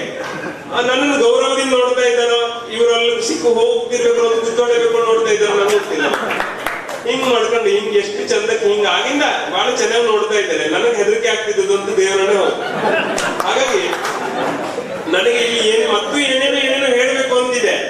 ಆದ್ರೆ ಕುತ್ತಿಗೆ ಹಾಕಿ ನನ್ನ ಕುತ್ತಿಗೆ ಹಾಕಿ ಎಳ್ಕೊಂಡ್ರೆ ಏನ್ ಮಾಡುದು ಅಂತ ನಂಗೆ ಭಯದಲ್ಲೇ ಮಾತಾಡ್ತಾ ಇದ್ದೇನೆ. ನಿಜವಾಗೂ ನಾನು ಬೇಕಾದಷ್ಟು ಸಾವಿರಾರು ಭಾಷಣ ಮಾಡಿದ್ದೇನೆ, ಇಂಥದ್ದೊಂದು ಭಾಷಣ ಮಾಡೋದು ಹೆದರಿಕೆನೂ ಆಗ್ತಾ ಇದೆ. ಮತ್ ನಾನು ಏನೇನೋ ಹೇಳ್ಬೇಕು ಅಂತ ಅಂದ್ಕೊಳ್ತೇನೆ. ನಾವು ಹೆಂಡ ಬಿಟ್ರು ಕುಡ್ಕೆ ಹೇಳ್ತೀನಿ, ನಂಗೆ ಭಯ ಕೂಡ ಇದೆ. ಹಾಗಾಗಿ ನಿಮ್ಮನ್ನು ಕುಡುಕ್ರು ಅಂತ ಹೇಳ್ಬೇಕು, ಮಾಜಿ ಕುಡುಕ್ರು ಅಂತ ಹೇಳ್ಬೇಕು, ಕುಡಿತ ಬಿಟ್ಟವ್ರು ಹೇಳ್ಬೇಕು, ನಮ್ಗೆ ಗೊತ್ತಿಲ್ಲ. ಯಾಕಂತ ಹೇಳಿದ್ರೆ ನಮ್ಮ ಅಜ್ಜ ತುಂಬಾ ಕುಡಿತಾ ಇದ್ರು. ಯಾರು ಕುಡಿತೇನೆ ಹೀಗೆ ಕುಡಿತೇನೆ ಅಂತ ಹೇಳಿದ ಕೂಡ ತಮಾಷೆಗೆ ಹೇಳುದು, ದಯವಿಟ್ಟು ತಪ್ಪು ತಿಳ್ಕೊಳ್ಬೇಡಿ. ನಾನು ಬೈಗುಳ ಇವನೆಲ್ಲ ಎಂತೆಂತ ಹೊಲಸು ಮಾತಾಡ್ತಾನೆ ಲೆಕ್ಚರ್ ಅಂತ ಹಂಗೂ ತಿಳ್ಕೊಳ್ಬೇಡಿ. ಏನಿದೆಯೋ ಅದನ್ನ ಹೇಳ್ತಾ ಇದ್ದೇನೆ ನಾನು. ನಮ್ಮ ಅಷ್ಟು ಕುಡಿತೇನೆ ಅಂತ ಹೇಳಿದ್ರೆ ನಮ್ಮ ಅಜ್ಜ ಹೇಳುವವರು, ಗೋಳಿ ಮಗನ ನಾನ್ ಕುಡಿಬೇಕಾದ್ರೆ ಕಡಬಾಯಿಲ್ ಹರಿದೋದಷ್ಟು ನೀ ಕುಡಿದಿದ್ಯಾ ಅಂತ ಕೇಳುದು. ಕುಡಿಬೇಕಾದ್ರೆ ಚೆಲ್ಲೋಗ್ತದಿಲ್ಲ, ಅಷ್ಟು ಕುಡಿಲಿಲ್ಲ ನೀನು ಅಂತ. ಅಂದ್ರೆ ನಾನು ಎಷ್ಟು ಕುಡಿತಿದ್ದೆ ಆಗೆಲ್ಲ ಕುಜ್ಬಿ ಬರ್ತಾ ಇತ್ತಂತೆ. ನಮ್ಮ ಅಜ್ಜ ದುಡ್ಡು ಮಾಡಿಟ್ಟು ಹೋಗ್ಲಿಲ್ಲ ನಮ್ಮ ಅಪ್ಪನಿಗೆ ನಮ್ಗೆ. ಆದ್ರೆ ನಮ್ಮಲ್ಲಿ ಒಂದು 8 ತಾಳಿ ಕುಜ್ಬಿ ಇದೆ ಈಗಲೂ. ಅದಕ್ಕೆ ಗರುಡದ ಚುಂಚಿದೆ, ಇಷ್ಟಿಷ್ಟು ಎತ್ತರದ್ದು, ಮತ್ತೊಂದು ಕಾಕ್ ಇದೆ. ಕುಜ್ಬಿ ಅಂದ್ರೆ ನಿಮ್ಗೆ ಗೊತ್ತಿರ್ಬೋದು, ನಿಮ್ಮ ಅಜ್ಜನೂ ಕುಡುಕಾಗಿದ್ರು ಅದು ಗೊತ್ತಿರ್ತದೆ, ಎಲ್ಲರೂ ಗೊತ್ತಿರುದಿಲ್ಲ. ಹಾಗಾಗಿ ನಮ್ಮನೇಲಿ ಈಗಲೂ ಇದೆ. ಅಜ್ಜನ ನೆನಪಾದವಾಗಲ್ಲ ನಾವು ಅದನ್ನ ನೋಡಿ ಸಮಾಧಾನ ಮಾಡ್ಕೊಳ್ತೇವೆ. ಹಾಗಾಗಿ ಕುಡಿದ್ರೆ ಏನ್ ಸಮಸ್ಯೆ? ನಾವು ಈಗ ನೀವು ಕುಡಿಬೇಕಿದ್ರೆ ನಿಮ್ಗೆ ನಾನು ದಾರಿಲಿ ಸಿಕ್ಕಿದ್ರೆ, ಅಣ್ಣ ಎಂತಕ್ಕೇನು ನೀ ಕುಡಿತೆ ಮರೆಯ, ಕುಡಿಬೇಡ ಅಂತಂದ್ರೆ, ಪೋಷ್ಟ್ರಿ ಮಗ ನನ್ನ ದುಡ್ಡು ಕೂಡ ನಿಂಗೆಂತ ಆಯ್ತು ಇನ್ ಮತ್ ಮುಂದೆ ಮಾತಾಡ್ಲಿಕ್ಕೆ ಆಗ್ತದೆ ನಮ್ಗೆ. ನನ್ನ ದುಡ್ಡಲ್ಲಿ ನಾ ಕುಡಿತೇನೆ, ನಿನ್ಗೇನಾಗ್ತದೆ? ಮತ್ ಯಾರು ಮಾತಾಡ್ಲಿಕ್ಕೆ ಬರುದಿಲ್ಲ ನಿಮ್ಮ ಹತ್ರ. ಮತ್ತೆ ಕುಡ್ದವ್ರ ಹತ್ರ ಮಾತಾಡೋದು ಬಹಳ ಡೇಂಜರ್. ಯಾಕಂತ ಹೇಳಿದ್ರೆ ಅವ್ರಿಗೆ ಪಾಪ ಅವ್ರು ಏನ್ ಮಾತಾಡ್ತಾ ಇದ್ದೇನೆ ಅನ್ನೋ ಖಬರ್ ಇರುದಿಲ್ಲ, ಮೈ ಮೇಲೆ ಪ್ರಜ್ಞೆ ಇರುದಿಲ್ಲ, ನೀವು ಹೊಡೆಯುದಿಲ್ಲ. ಅವ್ರಿಗೆ ಪೊಲೀಸಿಗೆ ಬಹುಶಃ ಪೊಲೀಸ್ ಇದ್ರೆ ತಪ್ಪು ತಿಳ್ಕೊಳ್ಬೇಡಿ. ಅವ್ರಿಗೆ ನಾವು ವ್ಯಾಯಾಮ ಮಾಡಿದಾಗೆ ಹೌದಲ್ಲ, ಬೆಳಿಗ್ಗೆ ಮತ್ತು ಸಂಜೆ ವ್ಯಾಯಾಮ ಹೇಗೆ ಕೇಳಿದ್ರೆ ದಂಡ ಬೀಸಬೇಕು. ದಂಡ ಬೀಸುದು ಯಾರ ಮೇಲೆ ಕೇಳಿದ್ರೆ ಇಂಥ ಕೇಸು ಬಹಳಷ್ಟು ಸಿಗ್ತದೆ ಅವರಿಗೆ. ಅವರಿಗೆ 4 ಎಳೆದು ಹೌದಲ್ಲ ಮೈ ಕೈ ಎಲ್ಲ ಉಗುರ ಮಾಡ್ಕೊಂಡು ಹೋಗ್ತಾನೆ. ಹಾಗಾಗಿ ಸಂಜೆ ಅವನು 98 ಹೋಗ್ರು ನಿಮ್ ಹೊಡೆಯುತ್ತಾನೆ, ನಿಮ್ ಪೂರ ಹಿಡಿದ್ರೆ ಒಂದು 50 ರೂಪಾಯಿ ಕೊಡ್ರ ಕಟ್ನಂದ. ನಾನಂದೆ ನಾ ಕೊಡ್ತಿದ್ದೆ 50 ಅಲ್ಲ 100 ರೂಪಾಯಿ ಕೊಡ್ತಿದ್ದೆ. ಆದ್ರೆ ನಾ ಕೊಟ್ಟು ಕೂಡಲೇ ನೀವು ಹೋಗಿ ಸರಾಯಿ ಕುಡಿದ್ಯಲ್ಲ, ಅದರಿಂದ ನಿಂಗೆ ಸರಾಯಿ ಕುಡ್ಲಿಕ್ಕೆ ಪ್ರೋತ್ಸಾಹ ಮಾಡ್ದಂಗ ಆಗ್ತದೆ. ನಾ ಮತ್ತೆ ಕೊಡುದಿಲ್ಲ, ತಪ್ಪು ತಿಳ್ಕೊಳ್ಬೇಡ. ಒಡಿಯ ಹಾಂಗ್ ಮಾಡ್ಬೇಡ್ರ, ಫುಲ್ ಕುಡ್ಕೊಂಡಿದ್ದಾನೆ. ಮತ್ತೆ ಒಡಿಯ ಹಾಂಗ್ ಮಾಡ್ಬೇಡ್ರ, ಸಂತೆ ತರಕಾರಿ ಎಲ್ಲ ತಗೊಂಡು ದುಡ್ಡು ಖರ್ಚಾಗೋಯ್ತು, ಮನೆಗೆ ಹೋಗ್ಬೇಕು, ಒಡೆಯ ಒಂದ್ 50 ರೂಪಾಯಿ ಕೊಡ್ರ. ನಾ 1 ರೂಪಾಯಿ ಕೊಡುದಿಲ್ಲ ನೋಡು. ನೀನು ಕೆಲಸ ಮಾಡೋದು ಕೆಲಸ ದುಡ್ಡು ಕೊಟ್ಟಿದ್ದೇನೆ. ಮತ್ತೆ ಈ ಕುಡಿಯುವವರು ಕೆಲಸ ಮಾಡ್ತಾರಲ್ಲ ಅವ್ರ ದುಡ್ಡು ಯಾರು 1 ರೂಪಾಯಿ ಇಟ್ಟುಕೊಳ್ಳುದಿಲ್ಲ. ಯಾಕೆ ಹೇಳಿ, ಮಾರ್ಗ ನೀನೇ ಹೋಗ್ತಾನೆ ಪೋಸ್ಟಿ ಮಗನ ಹೇಳ್ತಾನೆ, ದುಡ್ಡು ಹೇಳ್ತಾನೆ. ಹಾಗಾಗಿ ಅವ್ನು 350 ಅದೇ ದಿವಸ 350, 500 ರೂಪಾಯಿ ಅದೇ ದಿವಸ 500 ರೂಪಾಯಿ. ಯಾಕೆ ಬೇಕು ಮರ್ಯಾದೆ? ಮತ್ತೆ ಮಾರ್ಗ ಅವ್ನು ಸಂಜೆನೆ ಬರ್ತಾನೆ ನಾನು ದುಡ್ಡು ಕೊಡ್ಲಿಲ್ಲ ಅಂತ. ಆಚೀಚೆ ಮನೆಯವರಿಗೆ ಎಷ್ಟೋ ವರ್ಷದ ಕೊಡ್ಲಿಲ್ಲ ಅಂತ ಕೊಡುದಿದ್ರು 50 ರೂಪಾಯಿ, 350 ಚಿಲ್ಲರ್ ಇಲ್ಲ 300 ಕೊಟ್ರೆ ಪೋಸ್ಟಿ ಮಗನೇ ನಾನು ದುಡ್ಡು ಕೊಡುವ ಅಂತ ಬರ್ತಾನೆ. ನಮ್ಮನೆಗೆ ಒಬ್ಬ ಚಿಟ್ಟು ಒಂದು ಕೆಲಸಕ್ಕೆ ಬರ್ತಾನೆ. ಹಗಲಿಗೆ ಕೆಲಸ ಮಾಡಬೇಕಿದ್ರೆ ಅವನಷ್ಟು ಒಳ್ಳೆ ಮನುಷ್ಯ ಈ ಪ್ರಪಂಚದಲ್ಲಿ ಇಲ್ಲ. ಏನ್ ಹೇಳಿದ್ರು ಆಗುದಿಲ್ಲ ಅಂತ ಹೇಳುದೇ ಇಲ್ಲ. ಬಹುಶಃ 5:15 5 ಗಂಟೆ ಕೆಲಸ ಬಿಡ್ತಾರೆ. ಅವ್ನು 7:15 ಹೇಳಿದ್ರು ಮಾತಾಡದೆ ಕೆಲಸ ಮಾಡಿ ಹೋಗ್ತಾನೆ, ಮತ್ತೆ ದುಡ್ಡು ಕೇಳುದಿಲ್ಲ. ಆದ್ರೆ ದೊಡ್ಡ ಸಮಸ್ಯೆ ಏನು ಅಂದ್ರೆ ನಮಗೆ ಇಲ್ಲೋ 2 ತಿಂಗಳಿಗೆ ಒಂದ್ಸಲ ಹಾಕ್ತಾನೆ. ಹಾಕಿದಾಗ ನಂಗೆ ಉಳಿದ ದಿವಸ ಪ್ರಶಾಂತ್ ಒಡೆಯ, ಪ್ರಶಾಂತ್ ಸರ್ ಎಲ್ಲ ಗೌರವ ಸಿಗ್ತದೆ. ಅವ್ ಕುಡ್ಕೊಂಡು ಒಂದು ದಿವಸ ಮೀನ ಹಿಡ್ಕೊಂಡು ಹಿಂಗ್ ಕೊಟ್ಟೆಲ್ಲ ಹಿಂಗ್ ಮಾಡ್ಕೊಂಡು ಬರ್ತಾ, ಮೀನ ರಸ್ತೆ ಮೇಲೆ ಬೀಳ್ತದೆ, ಅದ್ರ ಗಿಮುಚಿ ಹಿಂಗ್ ಕೊಟ್ಟೆಲ್ಲ ಹಾಕೊಂಡು ಎಂಗಿಲೆಲ್ಲ ಕಟ್ಕೊಂಡು ಬರ್ತಾ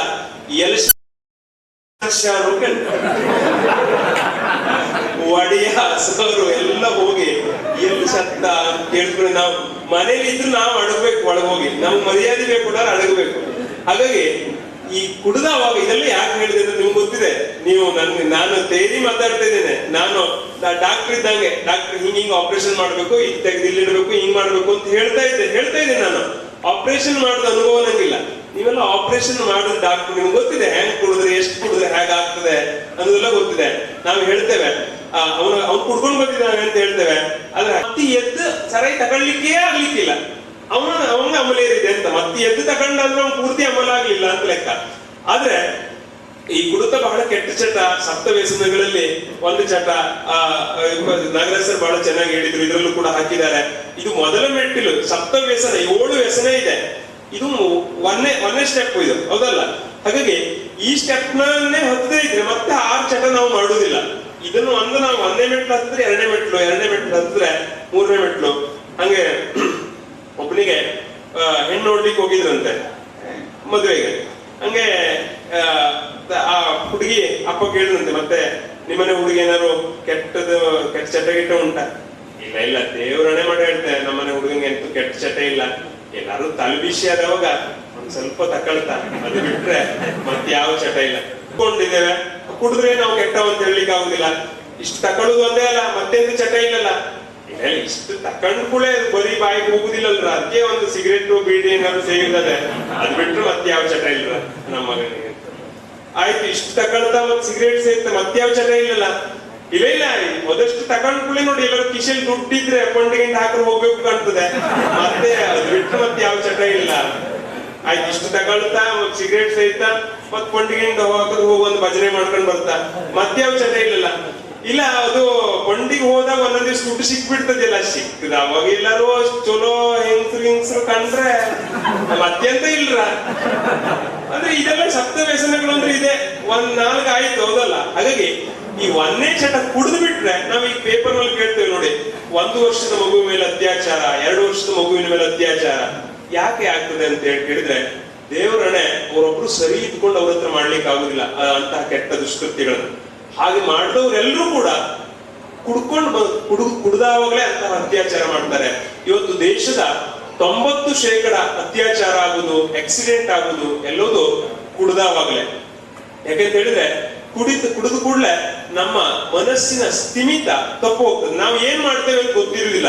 ಈಗ ನೀವು ಕುಡ್ಕೊಂಡು ಬಂದು ನನಗೆ ಹೊಡೆದ್ರು, ನಾನ್ ತಿರುಗಿ ನಿಮ್ಗೆ ಮಾತಾಡುದಿಲ್ಲ, ನಿಮ್ ತಿರುಗಿ ನಾನು ಹೊಡೆಯುದಿಲ್ಲ. ಯಾಕೆಂತ ಹೇಳಿದ್ರೆ ನಿಮ್ಗೆ ಗೊತ್ತಿದ್ ಮಾಡ್ತಾ ಇರೋದಲ್ಲ, ನಮ್ಮ ಬುದ್ಧಿಯ ಮೇಲೆ ನಮ್ಗೆ ಸ್ಥಿಮಿತ ತಪ್ಪು ಹೋಗ್ತದೆ. ಹಾಗಾಗಿ ನಾವು ಕುಡಿಬಾರದು ಅಂತ ಹೇಳ್ತೇವೆ.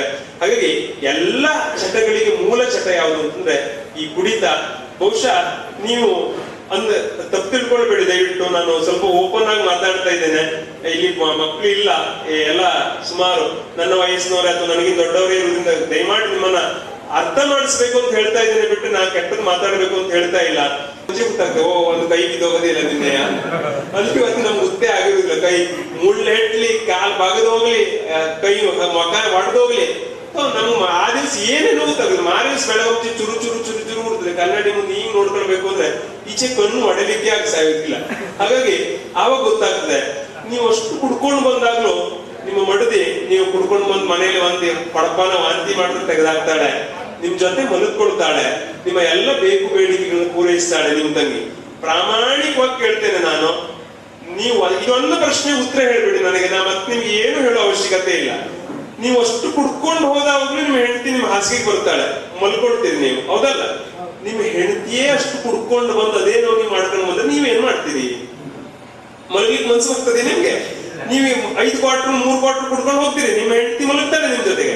ಹೆಂಡತಿನೇ ಅಷ್ಟು ಕುಡ್ಕೊಂಡು ಬಂದು ವಾಕ್ ಕೇಳಿ 2 ಕೊಡಪಾನ ವಾಂತಿ ಮಾಡುದು, ಆ ವಾಂತಿ ಎಲ್ಲ ಬಾಚ್ ಹಾಕಿ ನೀವು ತೆಗೆದು ಬಂದು ಹೆಂಡತಿ ಹತ್ರ ಮಲ್ಕೊಳಿಕ್ ತಯಾರಿದ್ದೀರಾ? ಹೇಗೆ ಕಣ್ಣ ಅಂಗಳದಲ್ಲಿ ಮಲ್ಕೊಳ್ತಾರೆ ನೋಡಿ. ಹಾಗಿದ್ರೆ ತಗೊಂಡು ಅಂಗಳದಲ್ಲಿ ಮಲ್ಕೊಳ್ಬೇಕು. ಹೆಂಡತಿ ಹಸೆ ಮೊಟ್ಟೆ ತಗೊಂಡು ಅಂಗಳಕ್ಕೆ ಮಲ್ಗ್ಲಿಕ್ಕೆ ಆಗ್ತಿದ್ಯಾ? ಯಾಕೆ? ಆಚೀಚೆ ಮನೆಯವರಿಗೆ ಗೊತ್ತಾಗ್ತದೆ, ಹೌದಲ್ಲ? ಮತ್ತೆ ನೀವು ಸುಮ್ಮನಿರುವವರ ಹೆಂಡತಿ ಹಸೆ ಮೊಟ್ಟೆ ತಗೊಂಡು ಹೋದೆ, ನಡೆ ಹೋಗಿ ಮಲಿಕಳುತ್ತೆ, ನೀನು ಮಿಂಡು ಬತ್ನಲ್ಲಿ ಬಾಯಿಲೆ. ಮತ್ತೆ ಹೆಂಗಸ್ರು ಹೇಳುದು ಮರ್ಯಾದೆಗಾಗಿ ಮಾತ್ರ. ನೀವು ಇಷ್ಟು ಕುಡ್ಕೊಂಡು ಬಂದ್ರು ಹೊಡೆದ್ರು ಮತ್ತೆ ಆಚೆ ಬದಿ ಹೆಂಗ್ಸ್ ಕೇಳ್ತದೆ, ನಿನ್ನೆ ಪಾಪ ಗನ್ನಾಕ ಹಾಕೊಂಡ್ ಬಂದಿದ್ದ. ಇಲ್ಲಪ್ಪ, ಒಂದು ಹನಿ ಎಲ್ಲ ಹಾಕ ಬಂದಿದ್ರೆ ದೋಸ್ತೇನು ಸಿಕ್ಬಿಟ್ನಂತೆ, ಅದು ಬಟ್ಲ ಬಿದ್ದದ್ದೆ, ನಾನು ಹೊಡೆದಲ್ಲೇ ಇಲ್ವ ಈಗ 2 ತಿಂಗಳಾಯ್ತು.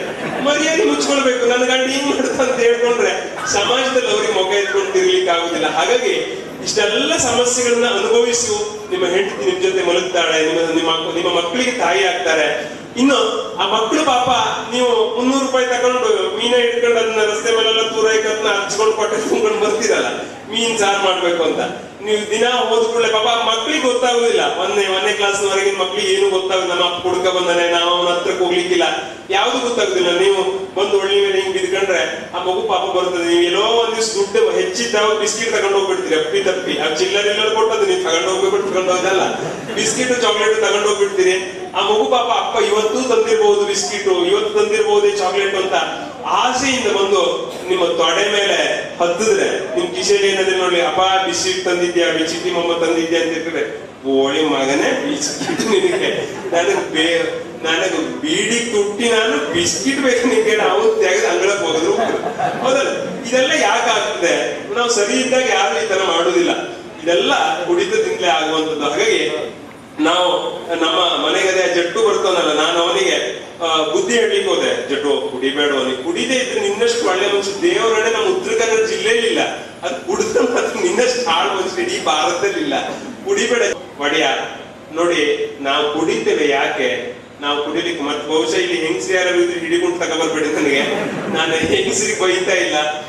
ಅವ್ನು ಹೇಳ್ತಾನೆ ಜಟ್ಟು, ಒಡೆಯ ನಾವು ಕುಡಿತೇವೆ ಯಾಕೆ ಅಂತ ಕೇಳಿದ್ರೆ, ನಮ್ಮ ಮನೇಲಿ ನಾ ಮನೆ ಹೋಗುದ್ ಕೂಡಲೇ ಹೆಂಡತಿ ಕಿರಿಕಿರಿ ಮಾಡ್ತಾಳೆ ಒಡೆಯ.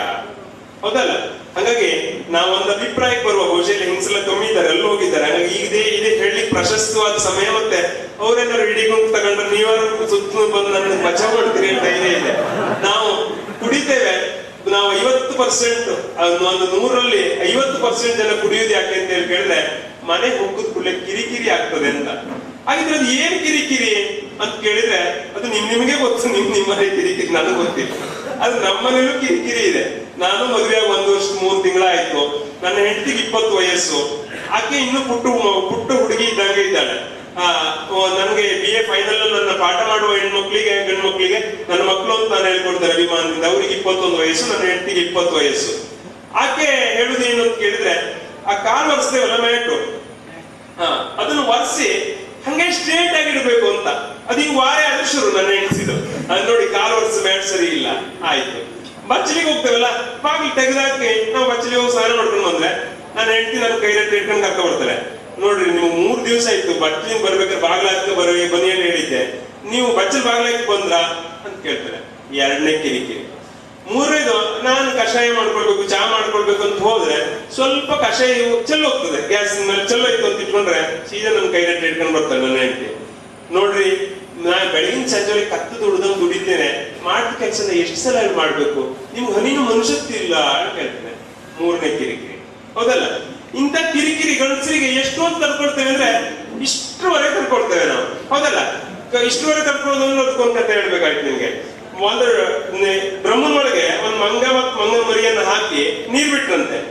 ನೀವು ನೀರ್ ಹೆಚ್ಚಾಯ್ತಾ ಬಂತು, ಮರಿ ತೆಗೆದು ಹಿಂಗ್ ಇಟ್ಕೊಂತು ಮಂಗ, ಮತ್ತು ನೀರ್ ಹೆಚ್ಚಾಗ್ತಾ ಬಂತು, ಹೆಗಲ ಮೇಲೆ ಕೂತ್ಕೊಂತು, ಮತ್ತು ನೀರ್ ಹೆಚ್ಚಾಗ್ತಾ ಬಂತು, ಇಲ್ಲಿ ಬಂತು ತಲೆ ಮೇಲೆ ಇಟ್ಕೊಂತಂತೆ. ಹೌದಲ್ಲ?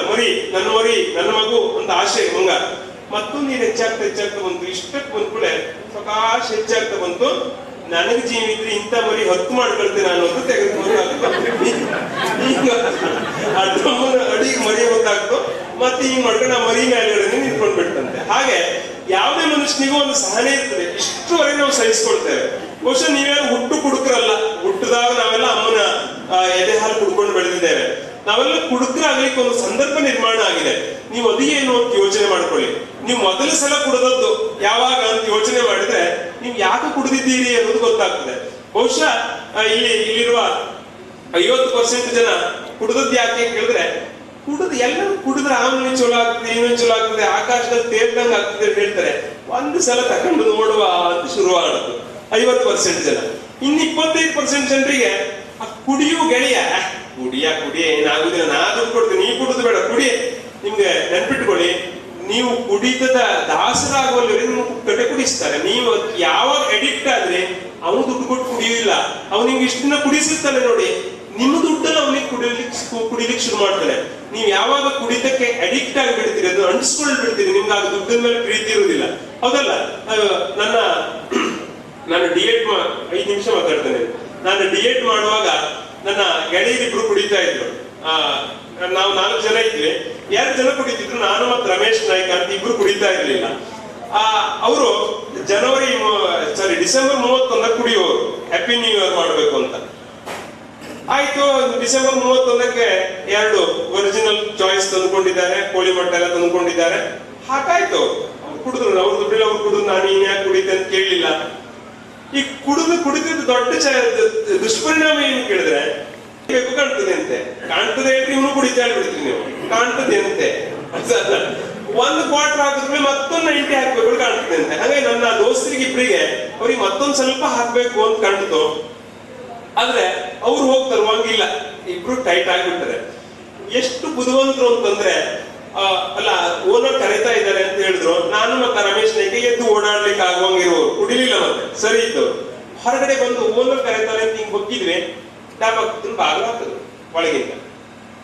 ರಾತ್ರಿ 11:30 ಬಾಗಿಲು ತೆಗೆ, ಹಂಗ್ ಮಾಡ್ಬೇಡ ರಾಘು, ಹಂಗ್ ಮಾಡ್ಬೇಡ ಅಂತಂದೆ. ನೋಡು, ಬಾಗಿಲು ತೆಗೆಯುತ್ತೆ, ನಮಗೆ ಇಬ್ರಿಗೂ ಮತ್ತು ಒಂದೊಂದು ಕ್ವಾರ್ಟರ್ ಇರ್ತವ್ರು ಇಲ್ಲದೆ ಇದ್ರೆ ಮತ್ತೆ ನಿಂಗೆ ಬೇಡಗ ಆದ್ರೂ ಬಾಗಿಲು ತೆಗುದಿಲ್ಲ. ನೀ ಬಾಗಿಲು ಬಡಿಬೇಕಾರೆ ಕೆಲವರು ಓನರ್ ಎದ್ದು ಬಂದ್ರು ಅಡ್ಡಿಲ್ಲ, ಬಾಗಿಲು ತೆಗೆಯುದಿಲ್ಲ.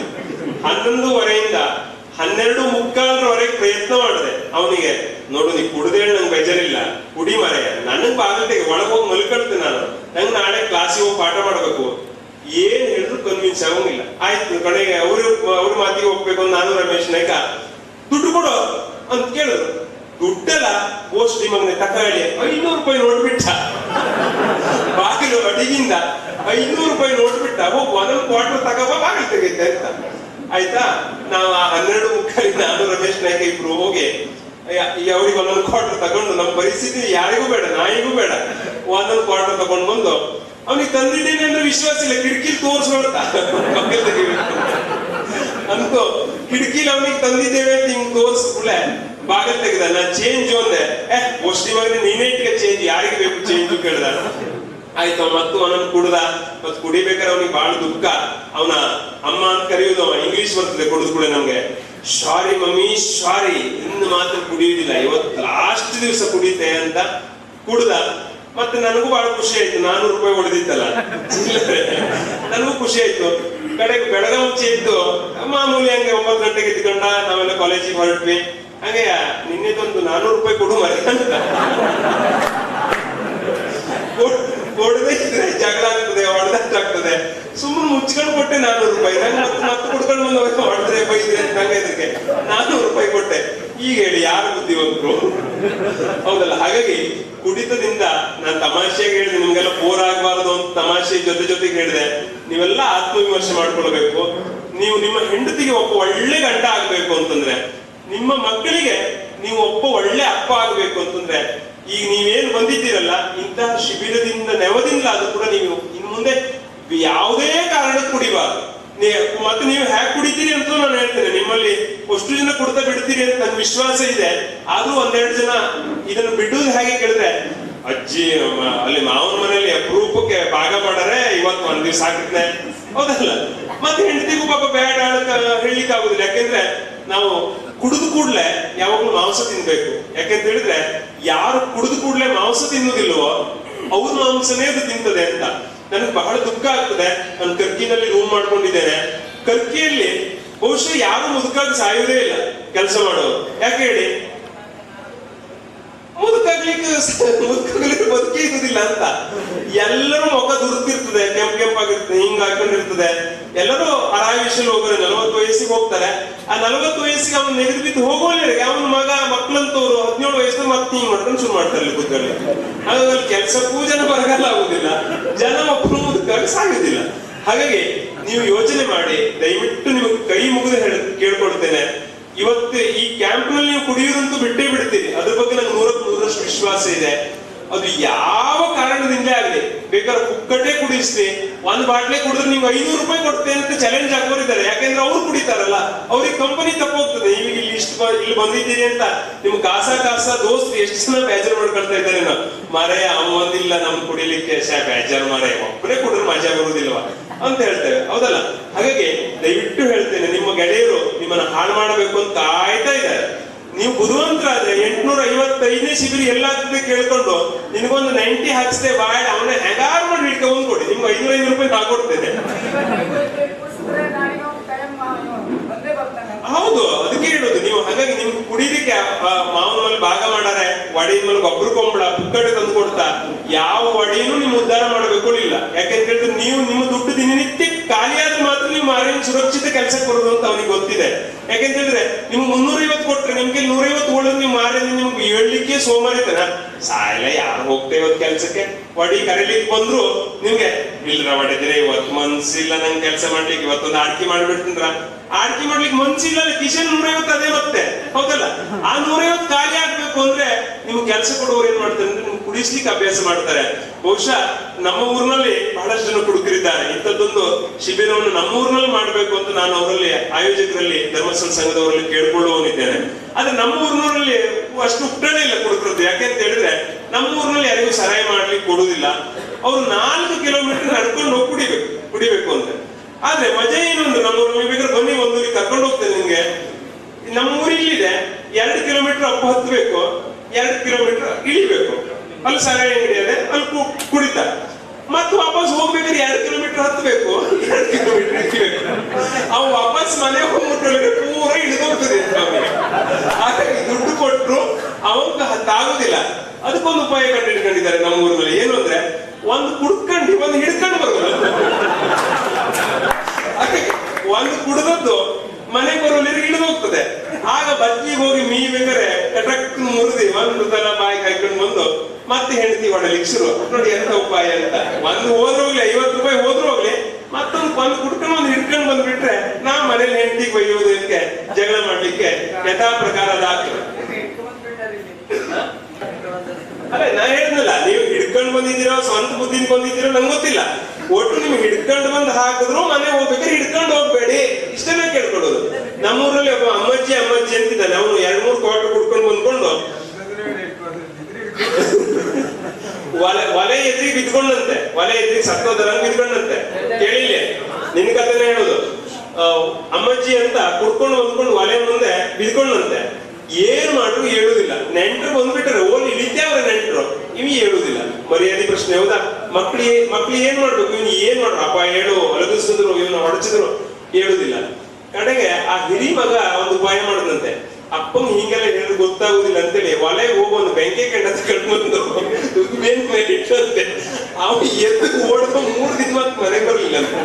ಹಾಗಾಗಿ ಮಕ್ಕಳ ಹತ್ರ ಇಂಥ ಹಿಂಸೆ ಅನುಭವಿಸ್ಬೇಕಾಗ್ತದೆ. ಮತ್ತೆ ಆಗ್ಲೇ ಹೇಳಿದ್ನಲ್ಲ, ಅಪ್ಪ ಮಗನಿಗೆ ಹೊಡೆದಾಟ ಗೆಲ್ಲುದು ಮಗನೇ ಹೊರತು ಅಪ್ಪ ಅಲ್ಲ. ಅಪ್ಪ ಕಡೆಗೆ ಗೋಷ್ಠಿ ಮಗ ನಂಗೆ ಹೊಡೆತ ದಾವಡೆ ಕುದುರಿಸ್ಬೇಕು ಕಂಡಿತ್ತು. ಯಾಕೆ ಸಾಯಿ ನನಗೆ ಹುಟ್ಟದ ಮಾಡ್ಬಿಟ್ಟಿದೆ, ಆ ಇಂಕೆಲ್ಲ ಆಗುದಿಲ್ಲ ಬಿಟ್ಟದ್ದು, ಇವ್ ಮಾಡ್ಬಿಟ್ಟದಲ್ಲ. ಹಾಗಾಗಿ ದಯಮಾಡಿ ನಿಮ್ಮಲ್ಲಿ ಕೈ ಮುಗಿದು ಕೇಳ್ಕೊಡ್ತೇನೆ, ನೀವು ಇಲ್ಲಿ ಇರುವಷ್ಟು ದಿನ ಅದನ್ನ ಬಿಟ್ಟುಕೊಂಡಿದ್ದೀರಿ. ನಿಮ್ಗಾಗಲೇ ನಾಗರಾಜ ಸರ್ ಬಹಳ ಚೆನ್ನಾಗಿ ಹೇಳಿದ್ರು. ನಮ್ಮಲ್ಲಿ ನಮ್ಮ ಮನಸ್ಸೇ, ನಾವು ಮನೆಯೋ ಮನುಷ್ಯಾಣಂ ಕಾರಣಂ ಬಂಧಮೋಕ್ಷಯೋ ಅಂತ ಹೇಳ್ತೇವೆ. ನಾವು ಕುಡಿಲಿಕ್ಕೂ ಬಿಡಲಿಕ್ಕೂ ಕಾರಣ ನಮ್ಮ ಮನಸ್ಸೇ. ಈಗ ಅದು ಚಟ ಹೇಗೆ ರೂಢಿ ಆಗ್ತದೆ ಅಂತ ಕೇಳಿದ್ರೆ, ನಾನು ಹೀಗೆ ಮಾತಾಡುವಾಗ ಈ ಬಟ್ಟನ್ನ ಹಿಡ್ಕೊಂಡು ಹಿಂಗ್ ತಿಪ್ತಾ ಮಾತಾಡೋದು ನನ್ ಚಟ. ಆದ್ರೆ ಒಂದ್ ದಿವ್ಸ ಈ ಗುಂಡಿ ಕಿತ್ಕೊಂಡು ಹೋಗ್ಬಿಟ್ರೆ, ಗುಂಡಿ ಇಲ್ಲ ಅಂದ್ರೆ ನಂಗೆ ಮಾತಾಡ್ಲಿಕ್ಕೆ ಆಗುದಿಲ್ಲ, ಅದು ಚಟ. ಹಾಗೆ ನೀವು ಅಂದ್ಕೊಂಡಿದ್ದೀರಿ ನಿಮ್ ಕವಳ, ಬೀಡಿ, ಸಿಗರೇಟು, ಸರಾಯಿ ಎಲ್ಲವೂ ಚಟ ಯಾಕಾಗಿದೆ ಕೇಳಿದ್ರೆ, ನೀವು ಮೇಲಿಂದ ಮೇಲೆ ಅದನ್ನು ಕುಡಿದು ನಿಮ್ಮ ಬಾಡಿ ಅದಕ್ಕೆ ಅಡಿಕ್ಟ್ ಆಗಿದೆ. ನೀವು ಮರ ಹತ್ತುವರಾದ್ರೂ ಒಡೆ 90 ತಗೊಳ್ತಿಲ್ಲ, ಕೈಯೆಲ್ಲ ಗಡ ಕೊಡ್ತದೆ, ಹತ್ಲಿಕ್ಕೆ ಆಗುದಿಲ್ಲ. ಅರೆ ನಿಮ್ಮ ಒಡಿ ನಿಮ್ 90 ತಗೊಂಡು ಹತ್ಲಿಕ್ಕೆ ಬಿಡುದು ತಪ್ಪು, ದೊಡ್ಡ ತಪ್ಪು. ನೀವು ಅಲ್ಲಿಂದ ಕೆಳಗೆ ಬಿದ್ರೆ ನೀವೇ ಸಾಯೋದು. ಆದ್ರೂ ನೀವು ಅಂತಹ ಅಪಾಯವನ್ನು ನಿಮ್ಮ ಮೈ ಮೇಲೆ ಎಳ್ಕೊಳ್ತೀರಿ. ದಯಮಾಡಿ ಹೇಳ್ತೇನೆ, ಇವತ್ತಿನಿಂದ ನೀವು ಕುಡಿಯುವುದಿಲ್ಲ ಅಂತ ದೃಢವಾದ ನಿರ್ಧಾರ ಮಾಡಬೇಕು. ಅದು ಏನೇ ಕಾರಣ ಬರಲಿ, ಭಾಗ ಆಗ್ಲಿ, ಗೊಬ್ಬರ ಕಂಬಳ ಆಗ್ಲಿ, ಪುಕ್ಕಟೆ ಕೊಡ್ಲಿ, ನೀವು ಕಾಸ ದೋಸ್ತೆ ನಿಮ್ಗೆ ತಂದು ಕೊಡ್ಲಿ. ಬೇಕಾದ್ರೆ ಮತ್ತೆ ಹೇಳ್ತಾರೆ, ಇಲ್ಲಿದಲ್ಲ, ಆವತ್ತು ಕ್ವಾರ್ಟರ್ಗೆ ಎಷ್ಟು ಬರುತ್ತೆ ಬೋಸುಡಿ ಹೋದ್ರೆ 3000 ರೂಪಾಯಿ ಅಂತ. ನಿಮ್ಗೊಂದು ಹನಿ ಹಾಕ್ಲಾಗ ಕಾಣ್ತದೆ. 3,000 ರೂಪಾಯಿ ಹೆಚ್ಚು ದುಡ್ಡಿದ್ದು ಅಂತ ನೀವು ಆಸೆ ಪಡಬೇಡಿ. ದಯವಿಟ್ಟು ನಿಮ್ಮ ಮಕ್ಕಳಿಗೆ ನೀವು ಒಬ್ಬ ಒಳ್ಳೆ ತಂದೆ ಆಗಿ, ನಿಮ್ಮ ಹೆಂಡತಿಗೆ ಒಬ್ಬ ಒಳ್ಳೆ ಗಂಡ ಆಗಿ, ನೀವು ಇಲ್ಲಿಂದ ಹೋಗಿ 1 ತಿಂಗಳು ಕುಡಿಯೋದು ಬಿಡಿ, ಮತ್ತೆ ಕೆಲಸಕ್ಕೆ ಹೋಗ್ಲಿಕ್ಕೆ ಶುರು ಮಾಡಿ. ನಿಮ್ಮ ಹತ್ರ ತಿಂಗಳು ಮುಗಿಯೋದ್ರೊಳಗೆ 3,000 ರೂಪಾಯಿ ನೀವು ಎಲ್ಲ ಖರ್ಚು ಹೋಗಿ ನೀವು ಎಷ್ಟು ಬೇಕಾದ್ರೂ ತಿನ್ನಿ, 3,000 ರೂಪಾಯಿ ಉಳಿಲಿಲ್ಲ ಅಂತ ಹೇಳಿದ್ರೆ ನಾನು ನೀವು ಹೇಳ್ದಂಗೆ ಕೇಳ್ತೇನೆ. ಕನಿಷ್ಠ 3,000 ರೂಪಾಯಿ ನಿಮ್ಮ ಹತ್ರ ಕ್ಯಾಶ್ ಉಳಿತದೆ. ಅದು ಹೇಗೆ ಅಂತಂದ್ರೆ, ಮಕ್ಕಳಿಗೆ ಗೋಬಿ ಮಂಚೂರಿ ಹಂಗೆ ಒಂದ್ ದಿವಸ ಮಗುಗೆ ಗೋಬಿ ಮಂಚೂರಿ ತಂದ್ಕೊಡಿ ಅಥವಾ ತಂದ್ಕೊಳ್ಳಿ, ಮಾರ ದಿವಸ ಅಂಗಡಿ ಮುಂದೆ ಹೋಗ್ಬೇಕಾರೆ ಆ ಪರಿಮಳನೇ ಹಿಂಗೆ ಎಳ್ಕೊಂಡು ಹೋಗ್ಬಿಡ್ತದೆ ಅಂಗಡಿವರೆಗೆ. ಹಾಗೆ ನಾವು ಹೊನ್ನಾವರಕ್ಕೆಲ್ಲ ಬಂದ ಕೆಲಸ ಎಲ್ಲ ಆಗುದುಂಟು. ಹಾಗಾಗಿ ಸರ್ ಬಾರವಾಗಿ ನಾವು ಹೋಗುದಿಲ್ಲ, ನಮಗೆ ಎಳ್ಕೊಂಡು ಹೋಗ್ಬಿಡ್ತದೆ. ಹಿಂಗ್ ಬಾರ್ ಕಂಡ್ಕೊಳ್ಳಿ ಹೋಗ್ಬೇಕು ಕಾಣ್ತದೆ. ಒಬ್ಬ ಹೇಳಿದಂತೆ, ಇವತ್ತಿನಿಂದ ನಾನು ಕುಡಿಯುವುದಿಲ್ಲ. ಯಾಕೆ ಕುಡಿಯುವುದಿಲ್ಲ ಅಂತ ಹೇಳಿದಂತೆ, ನೋಡು ಇವತ್ತಿನಿಂದ ನಾನು ಯಾವುದೇ ಕಾರಣಕ್ಕೂ ಕುಡಿಯುವುದಿಲ್ಲ. ನನ್ನ ಮಗುವಿನ ಮೇಲೆ ಆಣೆ ಮಾಡಿದ್ದೇನೆ, ಕುಡಿಯುವುದಿಲ್ಲ. ನನ್ನ ಗೆಳೆಯ ಮತ್ತೆ ಹೆಂಡತಿಗೆ ಹೇಳಿದ್ದೇನೆ ನಾನು ಇವತ್ತಿನಿಂದ ಕುಡುವುದಿಲ್ಲ ಅಂತೇಳಿ, ಆದ್ರಿಂದ ಕುಡುವುದಿಲ್ಲ. 3ನೇ ಕಾರಣ ಏನು ಅಂದ್ರೆ, ನಾ ಈಗ ಮಾತ್ರ ಕುಡ್ಕೊಂಡು ಬಂದೆ, ಅದಕ್ಕೆ ಮತ್ತೆ ಕುಡಿಯುವುದಿಲ್ಲ ಅಂತ ಹೇಳಿ. ಹಾಗಾಗಿ ನಮ್ಮ ಆಣೆ ಇಂಥದ್ದಾಗಬಾರ್ದು. ನೀವೆಲ್ಲ ಮಂಜುನಾಥ ಸ್ವಾಮಿ ಎದುರಿಗೆ ನಿಂತ್ಕೊಂಡು ಇದ್ದೀರಿ, ಆ ಮಂಜುನಾಥ ಸ್ವಾಮಿ ಎದುರಿಗೆ ಸರಾಯಿ ಬಿಡ್ಲಿಕ್ಕೆ ಪ್ರತಿಜ್ಞೆ ಮಾಡಿದ್ದೀರಿ, ಮಾಡುವವರಿದ್ದೀರಿ. ಹಾಗಾಗಿ ನಾವು ಯಾರಿಗೆ ಹೆದರದೇ ಇದ್ರೋಡಿಲ್ಲ, ದೇವರಿಗಾದ್ರೂ ಹೆದರ್ಬೇಕು, ಹೌದಲ್ಲ? ನಾನು ದೇವರಿಗೂ ಹೆದರುವುದಿಲ್ಲ ಅಂದ್ರೆ ನಮ್ಮನ್ನು ಉದ್ಧಾರ ಮಾಡ್ಲಿಕ್ಕೆ ಯಾರತ್ರ ಸಾಧ್ಯ ಇಲ್ಲ.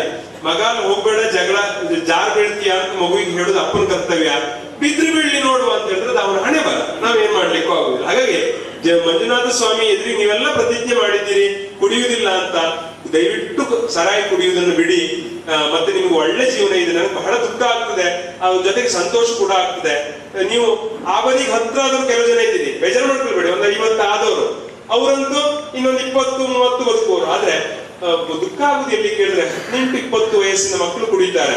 ಇವತ್ತು ನಮ್ಮ ಕಾಲೇಜಿನಲ್ಲಿ ಮಕ್ಕಳು ಬಿಯರ್ ಕುಡಿತಾರೆ, ಸರಾಯಿ ಕುಡಿತಾರೆ. ನನ್ನ ಕಾಲೇಜಿನ ನನ್ನ ಸ್ಟೂಡೆಂಟ್, ನನ್ನ ಮಕ್ಕಳು, ತಮ್ಮ ಹಿಂಗ್ ಮಾಡೋದು ಚಲೋ ಅಲ್ಲ ಅಂದ್ರೆ ನನ್ನ ಬೈಕ್ ಮರದ ಮೇಲೆ ಅಥವಾ ನನ್ನ ಬೈಕ್ ಪಂಚರ್ ಆಗಿರ್ತದೆ ಅಂದ್ರೆ ನನ್ನ ಮೇಲೆ ಸಿಟ್ಟು ಬರ್ತದೆ ಅವ್ರಿಗೆ. ಅವ್ರು ಒಳ್ಳೇದಕ್ಕೆ ಹೇಳ್ತೇನೆ ಅಂತ ಅವ್ರು ಅರ್ಥ ಮಾಡ್ಕೊಳ್ಳೋದಿಲ್ಲ. ಹಾಗಾಗಿ ದಯವಿಟ್ಟು ನೀವು ನಿಮ್ ಕೈ ಮುಗಿದು ಕೇಳ್ಕೊಳ್ತೇನೆ, ಯಾವುದೇ ಕಾರಣಕ್ಕೂ ಯಾವುದೇ ನೆವವನ್ನ ಮುಂದೆ ಮಾಡಿ ನೀವು ಕುಡಿಲಿಕ್ಕೆ ಹೋಗಬೇಡಿ. ಜೊತೆಗೆ ಕೊನೆಯದಾಗಿ ಒಂದು ಪದ್ಯ ನಾನು ಹೇಳ್ತೇನೆ, ಮತ್ತೆ ನಿಮ್ಗೊಂದು ಪದ್ಯ ಹೇಳ್ಕೊಟ್ಟು ನನ್ನ ಮಾತುಗಳಿಗೆ ವಿರಾಮವನ್ನು ಹಾಡ್ತೇನೆ. ಬಹುಶಃ ನೀವೆಲ್ಲ ನನ್ನ ತಂದೆ ಸಮಾನರಿದ್ದೀರಿ, ನನ್ನ ಸಹೋದರ ಸಮಾನರಿದ್ದೀರಿ. ನೀವು ನಾನು ಹೇಳಿದ ಹಾಗೆ ನಾಳೆನೆ ಬೇಕಿದ್ರೆ ನಾನೇ ಈಗ 100 ರೂಪಾಯಿ ಕೊಟ್ಟು ಹೋಗ್ತೇನೆ ನಿಮ್ಗೆ, ಒಂದೊಂದು ಪ್ಲೇಟ್ ತಂದು ಕೊಡು ಅಂತೇಳಿ. ಆ ಗಡ್ಡ ಗಿಡ್ಡ ಎಲ್ಲ ತೆಗೆದು ನೀವು ನೋಡ್ರಿ, ನೀವು ಕುಡಿತಾನೆ ಹೇಳುವ ಕಾಣಬಾರ್ದು. ಫಸ್ಟ್ ಮೊದಲ ಲಕ್ಷಣ ನಾವು ಅಬರಿಸ್ತೇವಲ್ಲ ಮಕ್ಕಳಿಗೆ. ಹಾಗಾಗಿ ನಾನು ಹೇಳಿದ್ರೆ ನಂಗೆ ಬಹಳ ಆಕರ್ಷಕವಾಗಿ ಕಾಣ್ತಾ ಇರೋದು ಇವರು. ಒಂದು ದೃಷ್ಟಿ ತೆಗೆಸ್ಕೊಡು ನಿಮ್ಮ ಹೆಂಡತಿ ಹತ್ರ, ಬಹಳ ಚೆನ್ನಾಗಿ ಕಾಣ್ತಾ ಇದ್ರು ಅವರು. ಲೆಕ್ಚರ್ ಅಂದ್ರು ನಮ್ಮಂಗೆ ಹೆಂಡತಿ ಇಲ್ವಾ, ಇಟ್ಮೇಲೆ ಬರ್ತಾರೆ, ಹೆದರ್ದು ಬೇಡ. ಈ ಕುಡಿತಾನೆ ಅಂತ ಊರ್ ಮೇಲೆಲ್ಲ ಗೌಜದ ಯಾರು ಹೆಣ್ಣು ಕೊಡುದಿಲ್ಲ. ಅವ್ ಕ್ಯಾಂಪಿಗೆ ಹೋಗೋದಂತೆ, ಕುಡಿದು ಬಿಟ್ಟನಂತೆ ಮರೆ ಚೊಲಪ್ಪ ಹಾರಾಳಿ ಹೀಗೆ ಅಡ್ವರ್ಟೈಸ್ ಆದ್ರೆ ಮುಂದಿನ ವರ್ಷ ಇಷ್ಟೊತ್ತಿ ನಿಮ್ಗೆ ಹೆಂಡತಿನ ಬರ್ತಾಳೆ, ನೀವೇನು ಹೆದರದು ಬೇಡ. ಆದ್ರೆ ನೀವು ಇದೇ ರೂಪು ಮತ್ತು ಇದೇ ಶಕ್ತಿಯನ್ನು ನೀವು ಉಳಿಸ್ಕೊಳ್ಬೇಕು. ಇದೇ ನಾನು ಅವರನ್ನು ಯಾಕೆ ಮತ್ತೆ ಮತ್ತೆ ಹೇಳ್ತಾ ಇದ್ದೇನೆ ಅಂತಂದ್ರೆ, ಇಲ್ಲೆಲ್ಲ ಬೇಜಾರು ಮಾಡಬೇಡ. ಮತ್ತೆ ಇವರು ಅವರೆಲ್ಲ ನೋಡಿದ್ರೆ ನೀವು ಕುಡಿದು ಬಿಟ್ಟು 10 ವರ್ಷ ಆದ್ರೂ ಹಿಂಗ್ ಕುಡಿದ ನಡೆ ಕಾಣ್ತದೆ ನಿಮ್ಮನ್ನು ನೋಡಿದ್ರೆ. ಲೈಟ್ ಬೆಳಕಿಗೆ ಅಂತ ನಂಗೆ ಗೊತ್ತಿಲ್ಲ. ಹಾಗಾಗಿ ದಯವಿಟ್ಟು ಹೇಳ್ತೇನೆ, ನೀವು ಮೊದಲಿಗೆ ನೀವು ಇಲ್ಲಿಂದ ಹೋಗ್ಬೇಕಿದ್ರೆ ಚಂದ ಮಾಡಿ ಸೇವೆಗೆ ಮಾಡಿ ಕೇಳೋಣ.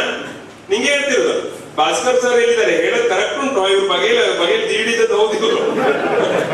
ಹಾಗಾಗಿ ದಯವಿಟ್ಟು ನೀವು ಚಂದ ಮಾಡಿ ಕಟಿಂಗ್ ಗಿಟಿಂಗ್ ಮಾಡಿ ಗಡ್ಡ ಗಿಡ್ಡ ತೆಕ್ಕೊಂಡು ಚಂದ ಮಾಡಿ ಅವರು ಹಾಗೆ ಹೋದ್ರೆ, ನಿಮ್ಮ ಹೆಂಡತಿ ಜೊತೆಗೆ ಹೋದ್ರೆ, ಮತ್ತೆ ನಿಮ್ ಬಗ್ಗೆ ಈಗಾಗಲೇ ಊರ್ನೆಲ್ಲ ಪ್ರಚಾರ ಬಿತ್ತದೆ. ಅವ ಮನೆಯಲ್ಲಿ ಧರ್ಮಸ್ಥಳ ಸಂಘದಲ್ಲಿ ಹೋಗದಂತೆ ಮಧ್ಯವರ್ಜನ ಶಿಬಿರಕ್ಕೆ ಬೋಸುಡಿ ನೋಡುವ ಕುಡಿದು ಬಿಡ್ತನೇ ಇಲ್ವೋ ಹೇಳಿ.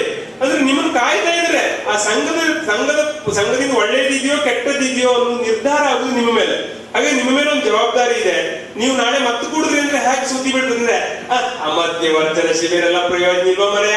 ನಮ್ಮ ಆಚೆ ಮನೆ ನಾಗೇಶ್ ಹಣ್ಣು ಹೋಗಿದ್ದೆ, ಈಗ 1 ಬಾಟಲ್ ಕುಡಿದಿದ್ದೆ, 2 ಕುಡಿತಾರೆ, ಇನ್ನು ಗೌಜಿ ಬೀಳ್ತದೆ. ಅದರಿಂದ ನಿಮ್ಮ ಮೇಲೆ ಜವಾಬ್ದಾರಿ ಇದೆ.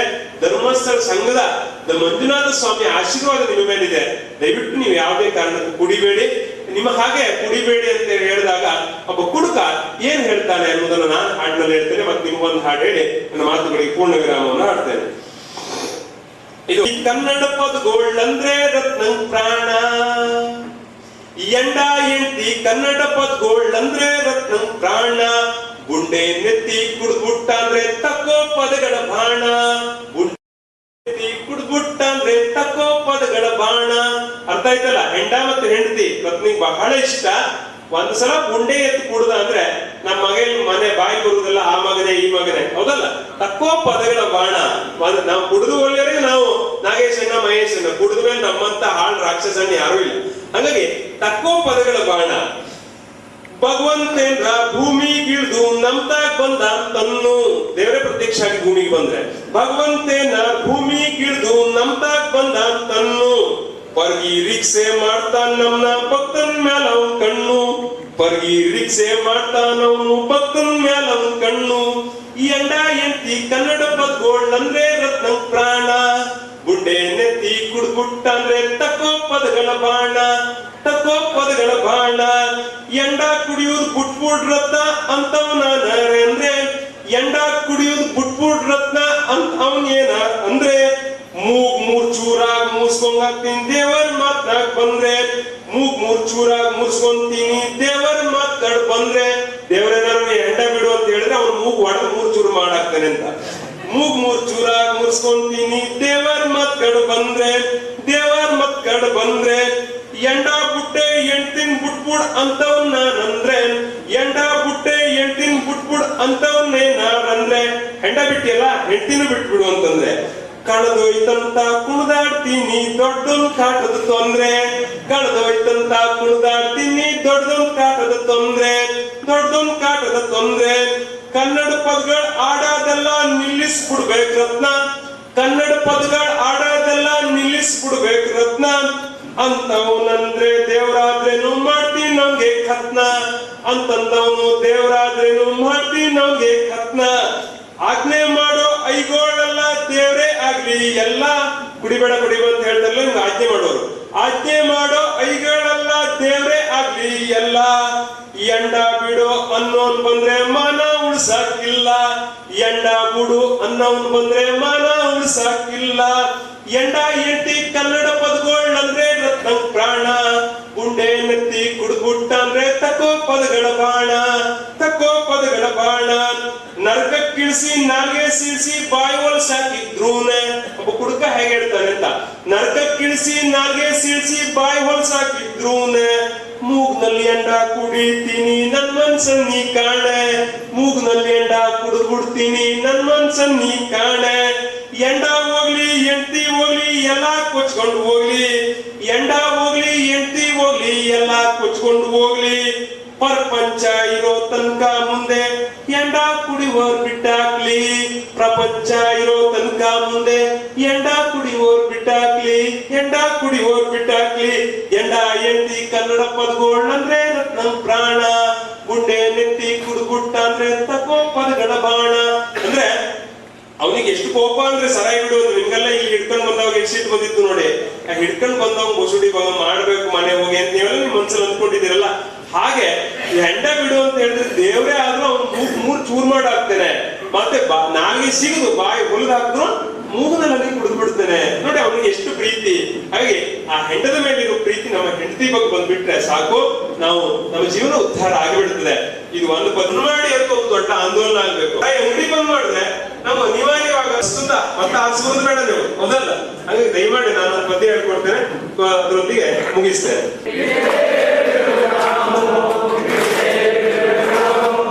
ಬಿಟ್ಟೇ ಬಿಡುವೆವು ನಾವು, ಬಿಟ್ಟೇ ಬಿಡುವೆವು,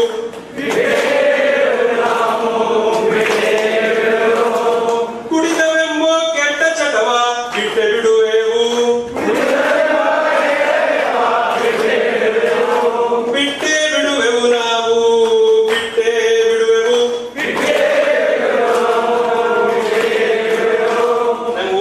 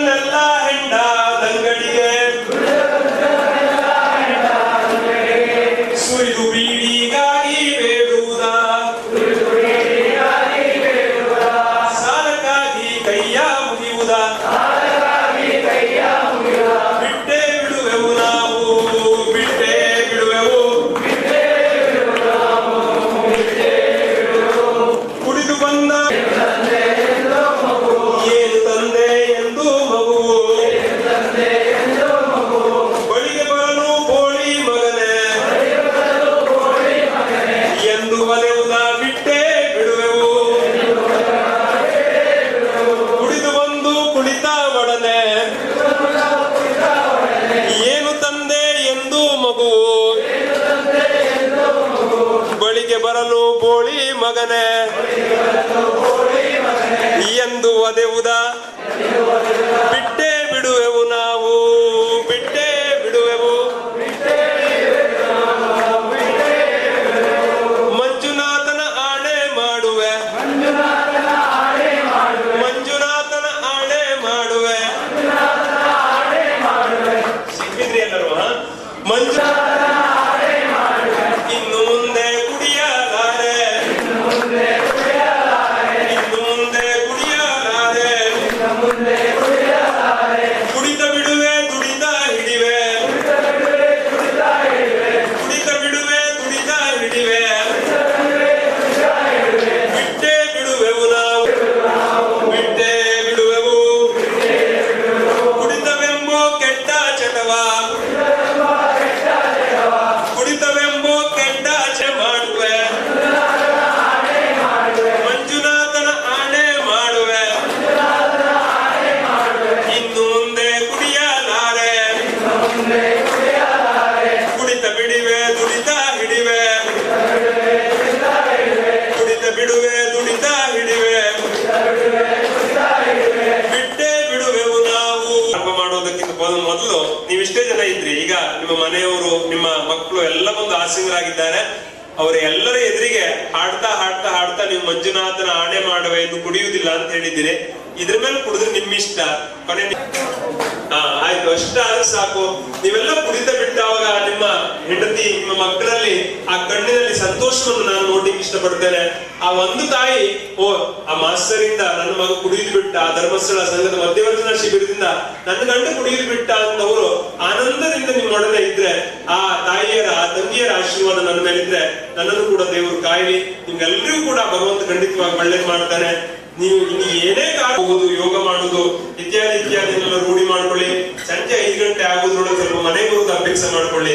ಮತ್ತೆ 5 ಗಂಟೆ ಮೇಲಿದ್ರೆ ಬಾಬಾ ಹೋಗುವ ಅಂತ ಮತ್ತೆ ಶುರು ಮಾಡೋದು ಬೇಡ. ಹಾಗಾಗಿ ದಯವಿಟ್ಟು ನಿಮ್ಮಲ್ಲಿ ಮತ್ತೆ ಕೈ ಮುಗಿದು ಕೇಳ್ಕೊಡ್ತೇನೆ. ದಯವಿಟ್ಟು ನಾನು ಮಾತಾಡಿದ್ರಿಂದ ನಿಮ್ಗೆ ಏನಾದ್ರು ನೋವಾಗದಿದ್ರೆ ದಯವಿಟ್ಟು ನನ್ನನ್ನು ಕ್ಷಮಿಸಿ. ನಿಮ್ಮಲ್ಲಿ ದೇವರೆಲ್ಲರೂ ಒಳ್ಳೇದು ಮಾಡಿ. ವಂದನೆ.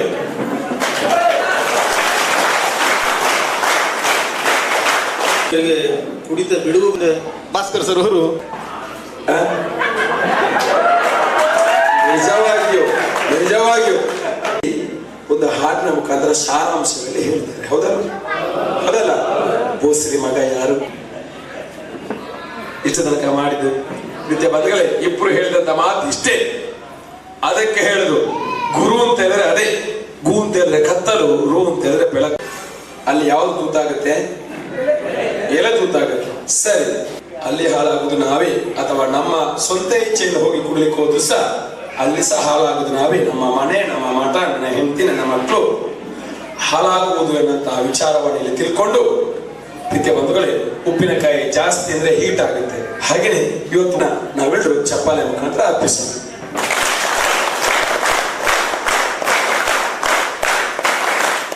ಭಾರಿ ವಿಶೇಷ ದಿವಸ ಇವತ್ತು. ಒಂದು ಕಡೆಯಿಂದ ನಮ್ಮ ಶಿಬಿರದ 7ನೇ ದಿನ, ಮತ್ತೊಂದು ಕಡೆಯಲ್ಲಿ ನಾಗರ ಪಂಚಮಿಯ ದಿನ 90 ಜನ ಶಿಬಿರಾರ್ಥಿ ಬಂಧುಗಳ ಕತ್ತಲೆ ಬದುಕಿಗೆ ಬೆಳಕನ್ನು ಕೊಡುವ ಕಾರ್ಯಕ್ರಮ ಕಳೆದ 7 ದಿವಸಗಳಿಂದ ಈ ಊರಿನ ಗಣ್ಯರ ಸಹಕಾರದೊಂದಿಗೆ, ಯೋಜನೆಯ ಮಾರ್ಗದರ್ಶನದಲ್ಲಿ, ಜನಜಾಗೃತಿ ವೇದಿಕೆ ಸಹಕಾರದೊಂದಿಗೆ ನಡೀತಾ ಇದೆ.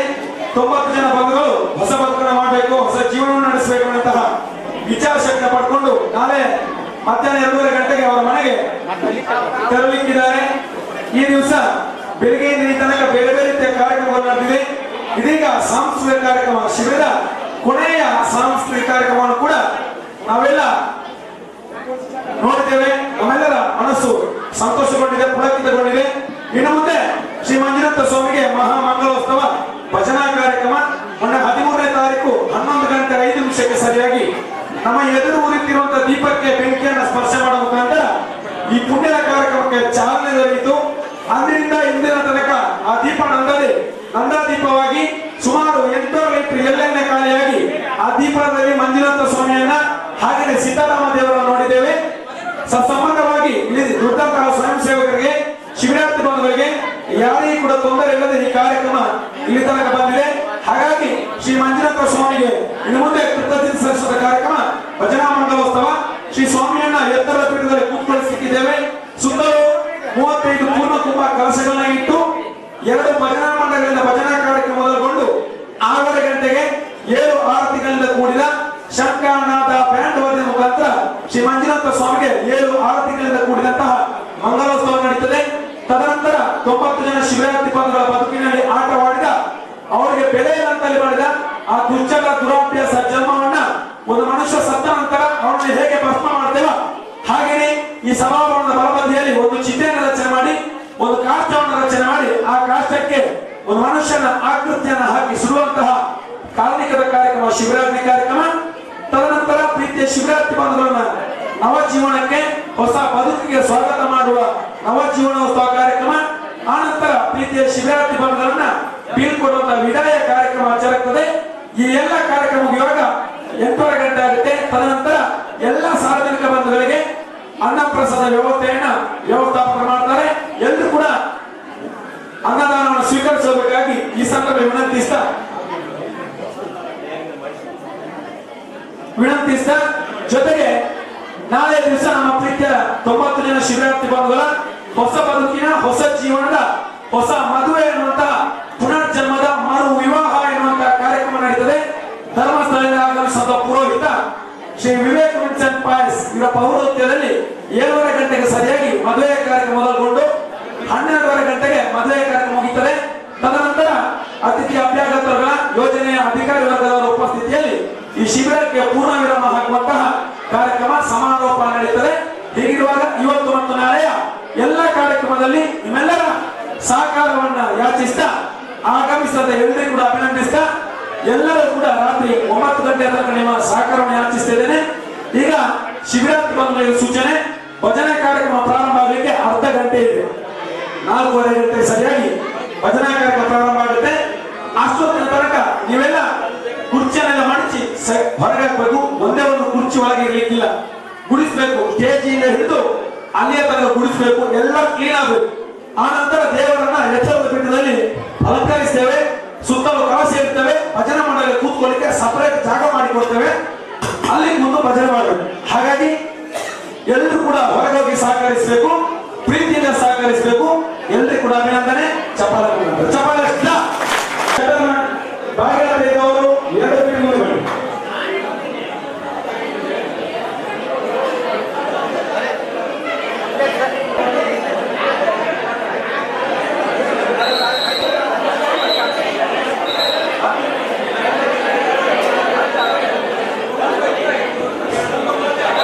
ಅಲ್ಲಿ ಹೊರಗಡೆ ಇದ್ದಂತ ಎಲ್ಲ ಅಕ್ಕ ನೀರು ಅಣ್ಣ ನೀರು ಸಭಾಭವನದ ಹೊರಗಡೆ ಬಂದು ಕೂತಿದೆ. 6 ದಿನ ಇವತ್ತು ಏನೇ ದಿನ ಒಳ್ಳೆ ರೀತಿ ನಡೀಬೇಕು.